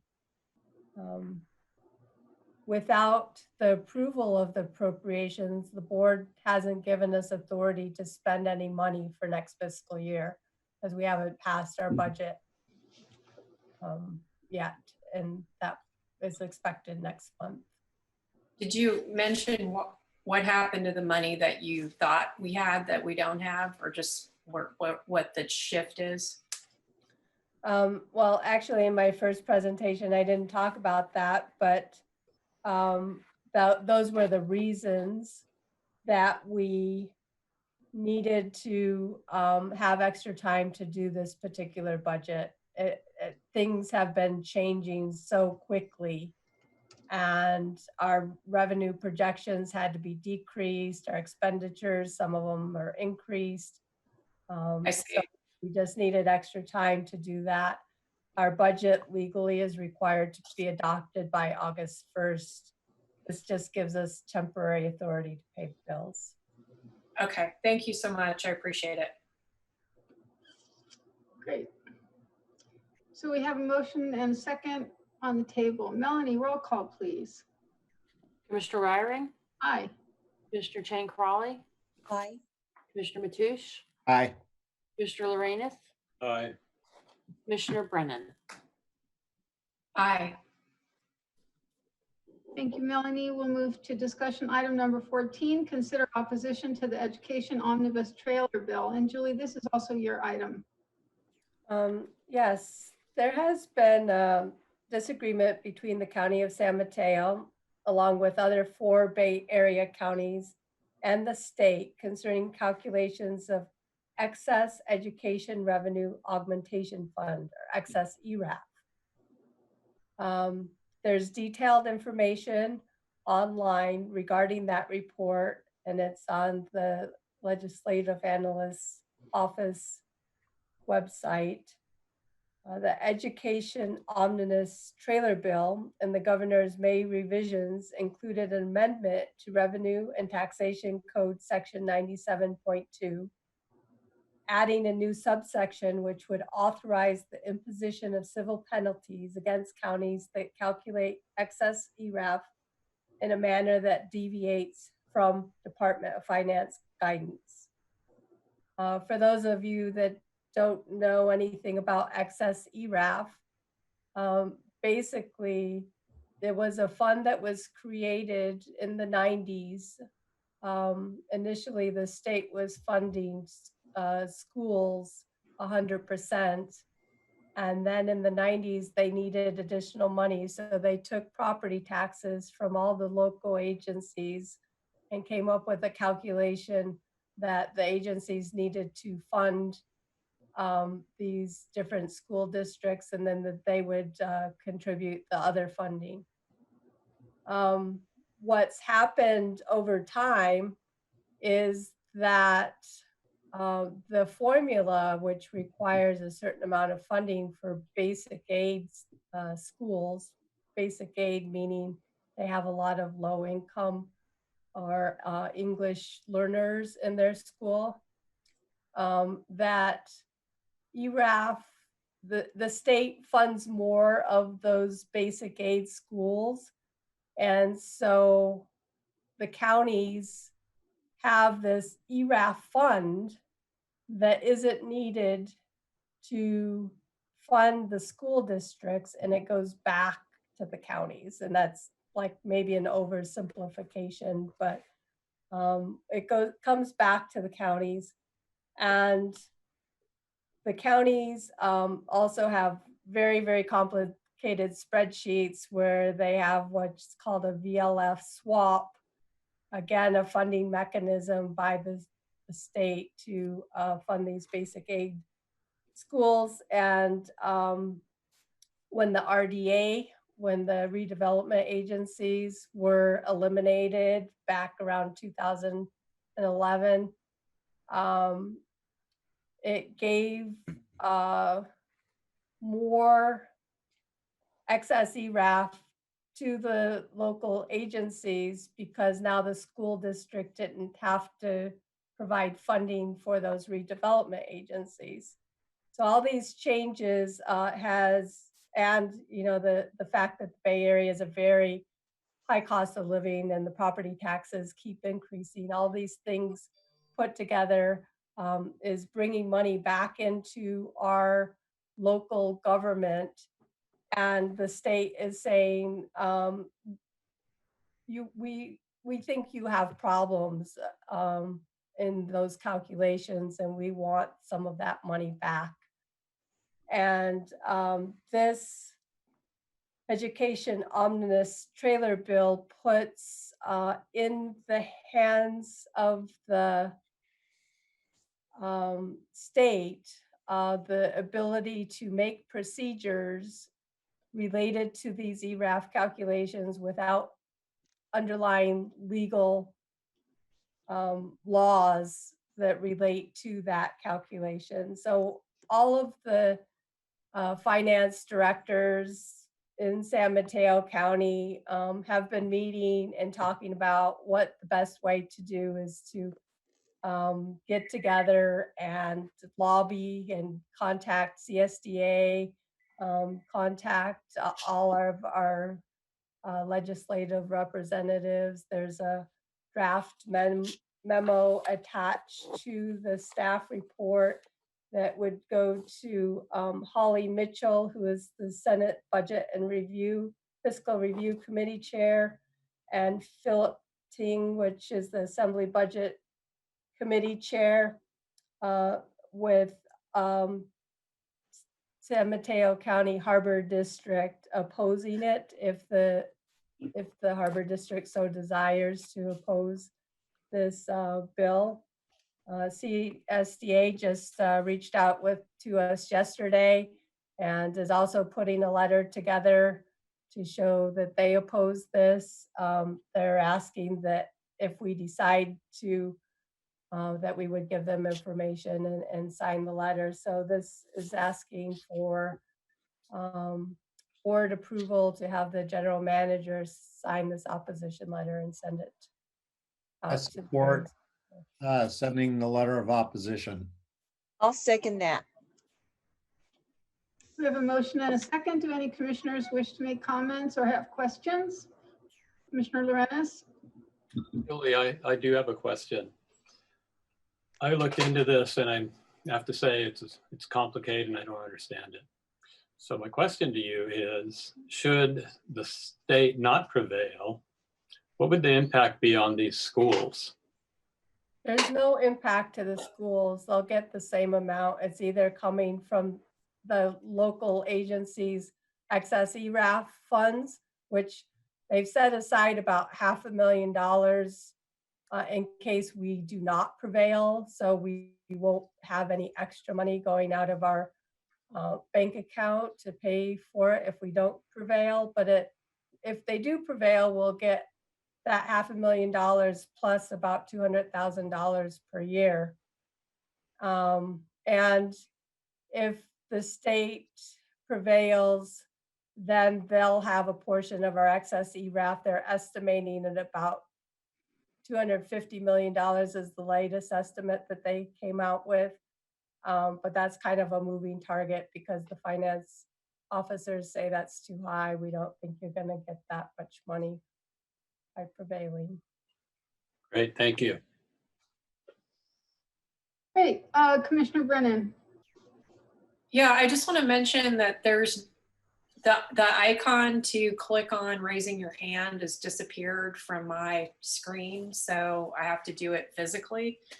I don't know what all these technical problems are about because I'm using the same machine I always use, and apparently no one else is having them. Anyway, regarding ERAF, it's super complicated, and it'd be helpful if we could see like a position paper or something from CSDA. That would help me understand it. I did read the letters attached. I don't think that very many people would be able to read those letters and understand the content. And I've been in many, many meetings where ERAF has come up in the past. So this is not the first time, it's come up while I've been serving. Without more information, I don't particularly want to vote on this. I'd like to be better informed, and I hope that we could learn more at a future meeting. Thank you. I'll say that what staff is recommending here is that we review the materials provided and authorize the GM to sign an opposition letter and send it to the State Budget and Fiscal Review Committee, Department of Finance, our legislative delegates, County Board of Soups, and the California Special District Administration. We have one comment from a member of the public, Mr. Ullum.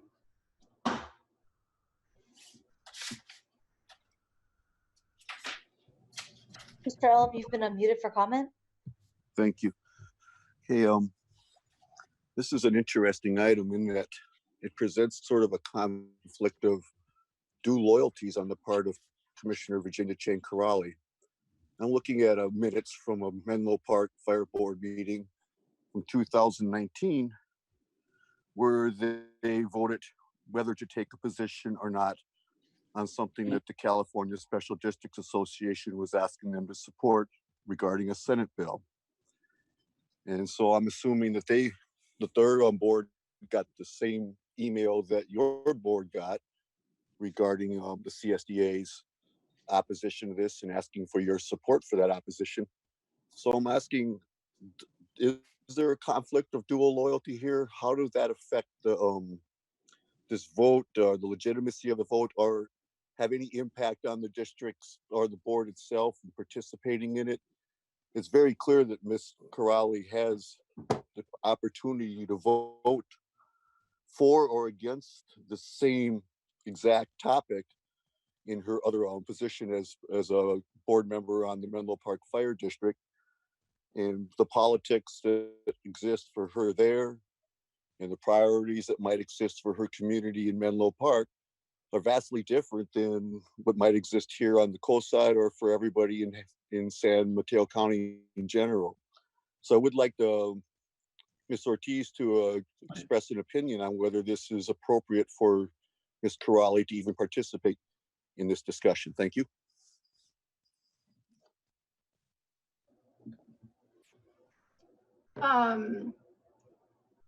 Trisha, I know that commissioners, we don't engage the members of the public when they are making comments. I don't know if it's appropriate for you to say anything here or not. I'll follow your lead. I'm happy to just say that what I see happening here is a vote for the district to take a position on a piece of legislation. I don't see any conflict there. It's just the district expressing how it feels about some legislation. Thank you, Trisha. Commissioner Chang Corrali, you have a question? Thank you, Trisha. That's exactly right. And I just wanted this board to know that this agenda item has never come up recently. Well, it hasn't come up recently for the fire board. So it's a totally moot point. We had a fire board meeting yesterday. So I'm ready to call for the question.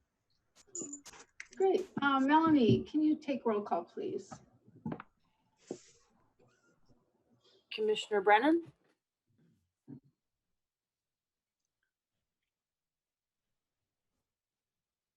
It appears Commissioner Brendan lost connection. Yeah, I just realized that. Trisha, what should we do? We still have a quorum and we can do the roll call, please. Do the roll call, Melanie. Okay. Commissioner Ryring? Aye. Commissioner Chang Corrali? Aye. Commissioner Matoush? Aye. Commissioner Lorenas? I don't agree that we should take this roll call without Commissioner Brennan here. She's participated in this meeting. She deserves to have a voice. So I'm not going to make any comment other than that.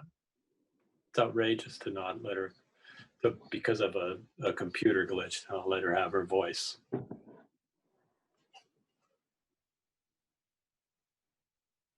So is that a no? That is a no comment. Okay, we have 3 votes. You're not the board president, so why are No, you? but I am a board member, Commissioner Lorenas, so I may make my comment about the board vote count, just like you're entitled to make your comment about a commissioner who's consistently had technical problems, even though we've had how many meetings using Zoom?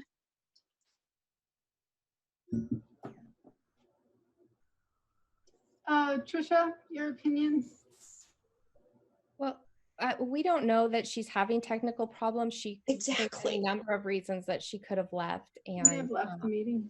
yeah. So we're gonna say that that's the roll call, Melanie, and we're gonna move on to the next item, Outrageous. which is, hold on a minute. Pulled items from consent calendar. Number 9, bad debt write-off requests. And that was actually pulled by Commissioner Brennan.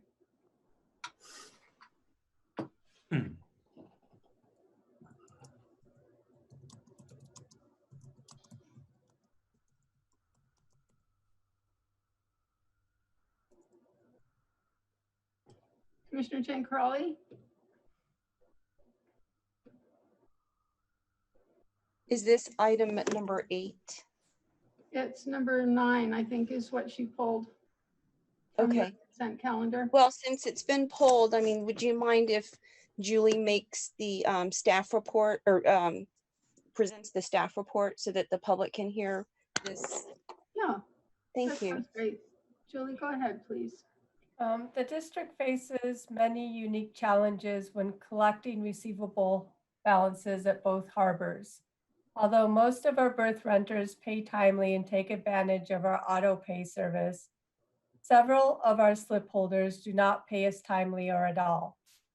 Eventually, bad debts need to be written off, and district staff request the board to write off these accounts. Periodically, writing off stale balances from accounts receivable follows prudent accounting practices. The majority of the proposed bad debt write-offs are per berthers who no longer at our harbors. There is one write-off balance for a permit holder who went bankrupt, Cartel Management. All berther bad debts listed have been sent to our collection vendor, Rash Curtis, prior to 2020, with no amounts recovered. By agreeing to write off these debts, the commission is not forgiving the debt, but acknowledging that we do not expect to receive payment. The proposed bad debt write-off of $66,904.59 would reduce our allowance for doubtful accounts for fiscal year 1920. Our allowance at both harbors exceed the amounts we are requesting for each harbor above. This means that we have already recognized bad debt expense for these amounts in prior periods. It should be noted that the proposed bad debt write-off amount represents only 2.02% of our total budgeted berth rent revenues for fiscal year 1920. Staff recommends that this commission authorize the general manager to write off bad debts in the total of $66,904.59 in accounts receivable, $22,859.13 from Oyster Point Marina, and $44,045.46 from Pillar Point Harbor. I'll make a motion to write off the bad debt. I do have some questions. Commissioner Lorenas, you have your hand up? Yes, I do. I received a text from Commissioner Brennan saying she was dropped from the meeting. So is Lizzie working with her to try to get her back in, or have we just stopped? Commissioner Lorenas, I did work with her, and I believe, I'm not sure if she will be calling back in, but she has the phone options to call back in should she choose to. Okay, thank you, Lizzie. I'll Commissioner- second your motion, President Reiering. Great, thank you. And I just want to ask you, Julie, the $11,860 proposed write-off from Timothy Biancalana, what is that for?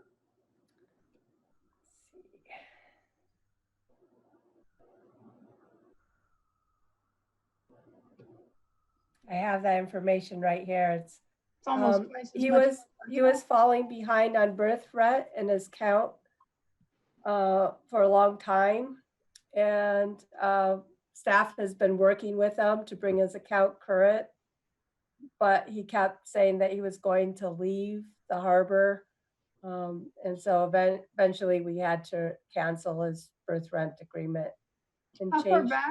How far back was he in arrears on his birth rental? That's a hefty sum. Yeah, I'm sorry, I don't have that information. I just have to say that there was some oversight lacking there, which I do not put at the feet of our present management. Great, so we have a motion and a second on the table. Melanie, roll call. Commissioner Ryring. Aye. Commissioner Chankrali. Aye. Commissioner Matoush. Aye. Commissioner Lorenz. Aye. Great, we're moving on to item number E, future agenda items. Do we have any future agenda items any commissioner wants to propose? I think that we had a public comment. Didn't Mr. Olam text Oh, or yes. chat? Yes, he left, but now he's back. Mr. Olam. You've been unmuted for comment. Thank you. I would just like to speak to the item that I tried to pull, item number 4, which thankfully manager Mr. Pruitt understood was totally not right. If you look at my comment, it's nothing close to what happened. I was not allowed to make a comment. If you had listened to me, you would have realized I was talking about you guys in the end, not just past commissioners, but you chose to suppress my ability to comment at the time. And then you, somebody totally mischaracterized what it was that happened. So I do expect that my comment, the fact that I was not allowed to make them, would be noted in the minutes instead of attributing, say that I was allowed to make a comment, which I clearly was not. Thank you. So we have no future agenda items. We'll move on to item F, which is May activity reports, general manager, operations, information only. John, do you usually, or Julie, or Jim, do you usually read these, or is this informational? I've read it in advance. Commissioner Chankrali? If I may, Yeah, President go ahead. Ryring, Yes. I just want to comment that the reopening of both Pillow Point Harbor and Oyster Point Marina went extremely well and was very seamless, mainly as a result of the staff at both harbors. A lot of planning and a lot of effort went into the reopening plan to make it as safe as possible for everybody. And I think I know they did a fantastic job, and reopening those boat ramps was appreciated by all to get out there and catch some salmon. So that was a great job for everybody. And the parking at Pillar Point Harbor with the additional boat parking and trailer parking, where we used to have the RV parking, really reduced the number of cars that overflowed onto Highway 1, increasing the safety overall. So that was great. We're also making great strides on moving forward with the West Trail. We met with both Coastal Commission and San Mateo County concerning the CDP, trying to wrap in the storage of the sand that's currently at the airport. And it was a very productive meeting. And I think we can get to yes with both permitting agencies to move that project forward. So great news on that. And I just wanted to highlight that. Coastwise Connections, I did attend the meeting Monday night for Montara and Moss Beach. It was an excellent workshop. Coming up here, I think it's on 2 weeks, where they're having the Coast Eyes Connections meeting on the trail for going through El Granada, which I think is critical for the district to attend, and I'll be attending that. Thank you, Jim. Nice to hear that. Let's see, I inadvertently left out commissioner comments after our pulled items from the consent calendar. Do any commissioners have any comments they'd like to make? Commissioner Chang Crawley, I see your hand up. You. I just wanted to make a quick comment about what I'm hearing regarding the census in San Mateo County. And it sounds like we are way ahead as a county in terms of the rest of the state, the other 57 counties. Yes. But from what I understand as well, the coast side is probably needs to participate a little more. So I just wanted to remind anyone who's watching or who's listening that if you are on the coast side and you haven't filled out your census, please do. I think whatever participation that we get may affect the funding in a positive way for the county. So I just wanted to remind everyone on the coast that if you haven't filled out your census, to please do so. Thank you. Thank you. Any other commissioner comments? Commissioner Matoush? Coast Guard Cutter Aspen finished repairs to local navigation buoy 1 North and set it on station. I personally thanked them this morning for that effort as they were parked in the bay. I'd like to mention that commercial and sport salmon fishing are enjoying a robust season. The Dungeness Crab Task Force Whale Entanglement Group has finished the current version of the ramp. That's the Risk Assessment Management Plan, and also the RAF, the Risk Assessment Framework. On a personal note, going to the boat this morning, seeing recreationals lined up on the 6-foot markers with just their fishing rods as they walked away was priceless. And I'm sorry I didn't get a picture of all these fishing rods lined up on the painted 6-foot markers. No, I would have liked to have seen that too. All right, great. Well, I think we've made it through the regular meeting agenda. Excuse me. Commissioner Lorenz? Yes, I have a comment. First of all, thank you for making my point for me, President Reiering. I'm going to read this so I get it right. Adopt formats, processes, and technologies that are designed to encourage widespread participation by residents in official public hearings and meetings. This is a direct quote from a recommendation to government taken from our common purpose. Our common purpose is a recent report published by the American Academy of Arts and Sciences. The report recommends procedures to ensure democratic processes in government to enhance our democracy. And I would be willing to send that report. It's worth a read for anyone. So any members of the public that are still with us, if you want this report, just send me an email. Or you can find it at the American Academy of Arts and Sciences website. Counter to the message of this document, this board, and especially its president, are systematically suppressing dissent from the public and from commissioners. The public's ability to exert any meaningful influence on this board or this board's action is rapidly approaching zero. The false narrative used to justify this behavior is our meetings are out of control and we need to bring order and civility to our meetings. Well, here you have it, civility and order by oppression. The result is that we finish our meetings well ahead of time with little or no dissent. Here are a few examples of how this board is attacking our democracy. Number one, quashing dissent. At our last meeting, President Reiering removed public and commissioner comments from the front of the agenda, where they have traditionally been, and moved them to the end of the agenda, allowed only a minimal time to speak. When challenged, she responded that she will decide how and when comments are made. And here's an example today. Commissioner comments are at the end of the meeting where it's likely that fewer members of the public will be attending. This action has the effect of discouraging public comment and minimizing commissioner comment effectiveness. This commission has taken to rushing approval of items on packed agendas by calling for a vote on a motion and allowing only a few minutes for comments afterwards, effectively quashing discussion and dissent.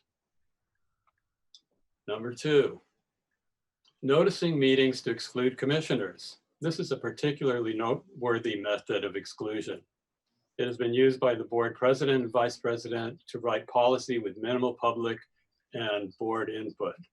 On matters of substance, such as writing policy, meetings should be noticed to allow participation by any commissioner and members of the public. This board has consistently refused to do this. Number 3, excluding members of the public from seats on committees. In 2019, President Brennan made a motion to allow members of the public back on committees and to hold voting seats. This was approved by the board. I'll make a note that President Reiring, you voted to approve this. The motion carried. The result was immediate. The simple act of increasing public participation on several of our committees, providing the committees with much needed expertise. One of President Reiring's first actions when she became president of the board was to make a motion to remove members of the public from sitting on committees. The motion passed 3-2. In protest, I refuse to sit on any committee that does not allow a voting member of the public. One rationale for not allowing members of the public to become voting members on committees was that public members can attend committee meetings anyway, asserting that attending a committee meeting has the same impact as sitting as a voting member. Number 4, holding special meetings at inconvenient hours. This has now become a common practice with this board to reduce public participation on controversial subjects. Noticing a meeting during normal working hours ensures limited public participation. So I urge my fellow commissioners to read the report by the American Academy of Arts and Sciences and implement its recommendations. Bring the public back into our decision-making process. Thank you, Commissioner Lorenz. You ascribe all kinds of unkind and even illegal motivations to me when I'm doing my best to run good meetings, given the constraints that we're facing under COVID. We do disagree on how to make meetings run smoothly, but I will stress again that my role as chair is to make sure we have a platform that allows all of us to address each item on the agenda in a thoughtful and deliberate manner. And maintaining discipline and following proper parliamentary procedure is not always easy, especially on Zoom. But extending courtesy and respect to our fellow commissioners, staff, and the public is something that I do believe in. And I do believe it is our obligation to the public that we serve. And the rules that I've instituted for our Zoom meetings are fair, treat everyone fairly, and we'll continue to function this way. But thank you for your opinion. Commissioner Chang Crawley. Thank you. I just want to thank you, President Reiring, for doing a really great job during a very difficult time. I also am very glad to see that we've gotten more public participation from people who normally wouldn't come to our meetings and who are now attending our Zoom meetings. I would like to say that no one is trying to quash dissent, but I will remind this commission that I think it was April or March of 2019 when I, quite frankly, didn't agree with the budget. I was actually gavelled at, and I don't know, by the president at the time, Commissioner Brennan, to try to silence my dissension on the finances. And I had legitimate questions. I'm the only person on this board with a financial background. So please, I think we've come a long way from April. Also, I'd like to note the fact that there were 29 special meetings called by President Brennan in a 7-month period. So I don't know what happened there, but I know I couldn't make all 29 of them. And we tried to do what we could on on a fluid situation with the president changing her mind. So those are very much facts. And I know that this is a very difficult environment to meet in. And I want to commend the president and our staff and our legal counsel for trying to make the best of a tough situation, and to the public for their patience as we go through all of this together. And with that, I will make a motion to adjourn. I'll second that. Melanie, roll call. Commissioner Raring, Aye. Commissioner Chang Crawley, Aye. Commissioner Matoush, Aye. Commissioner Lorenz. Aye. Thank you all. Have a good evening.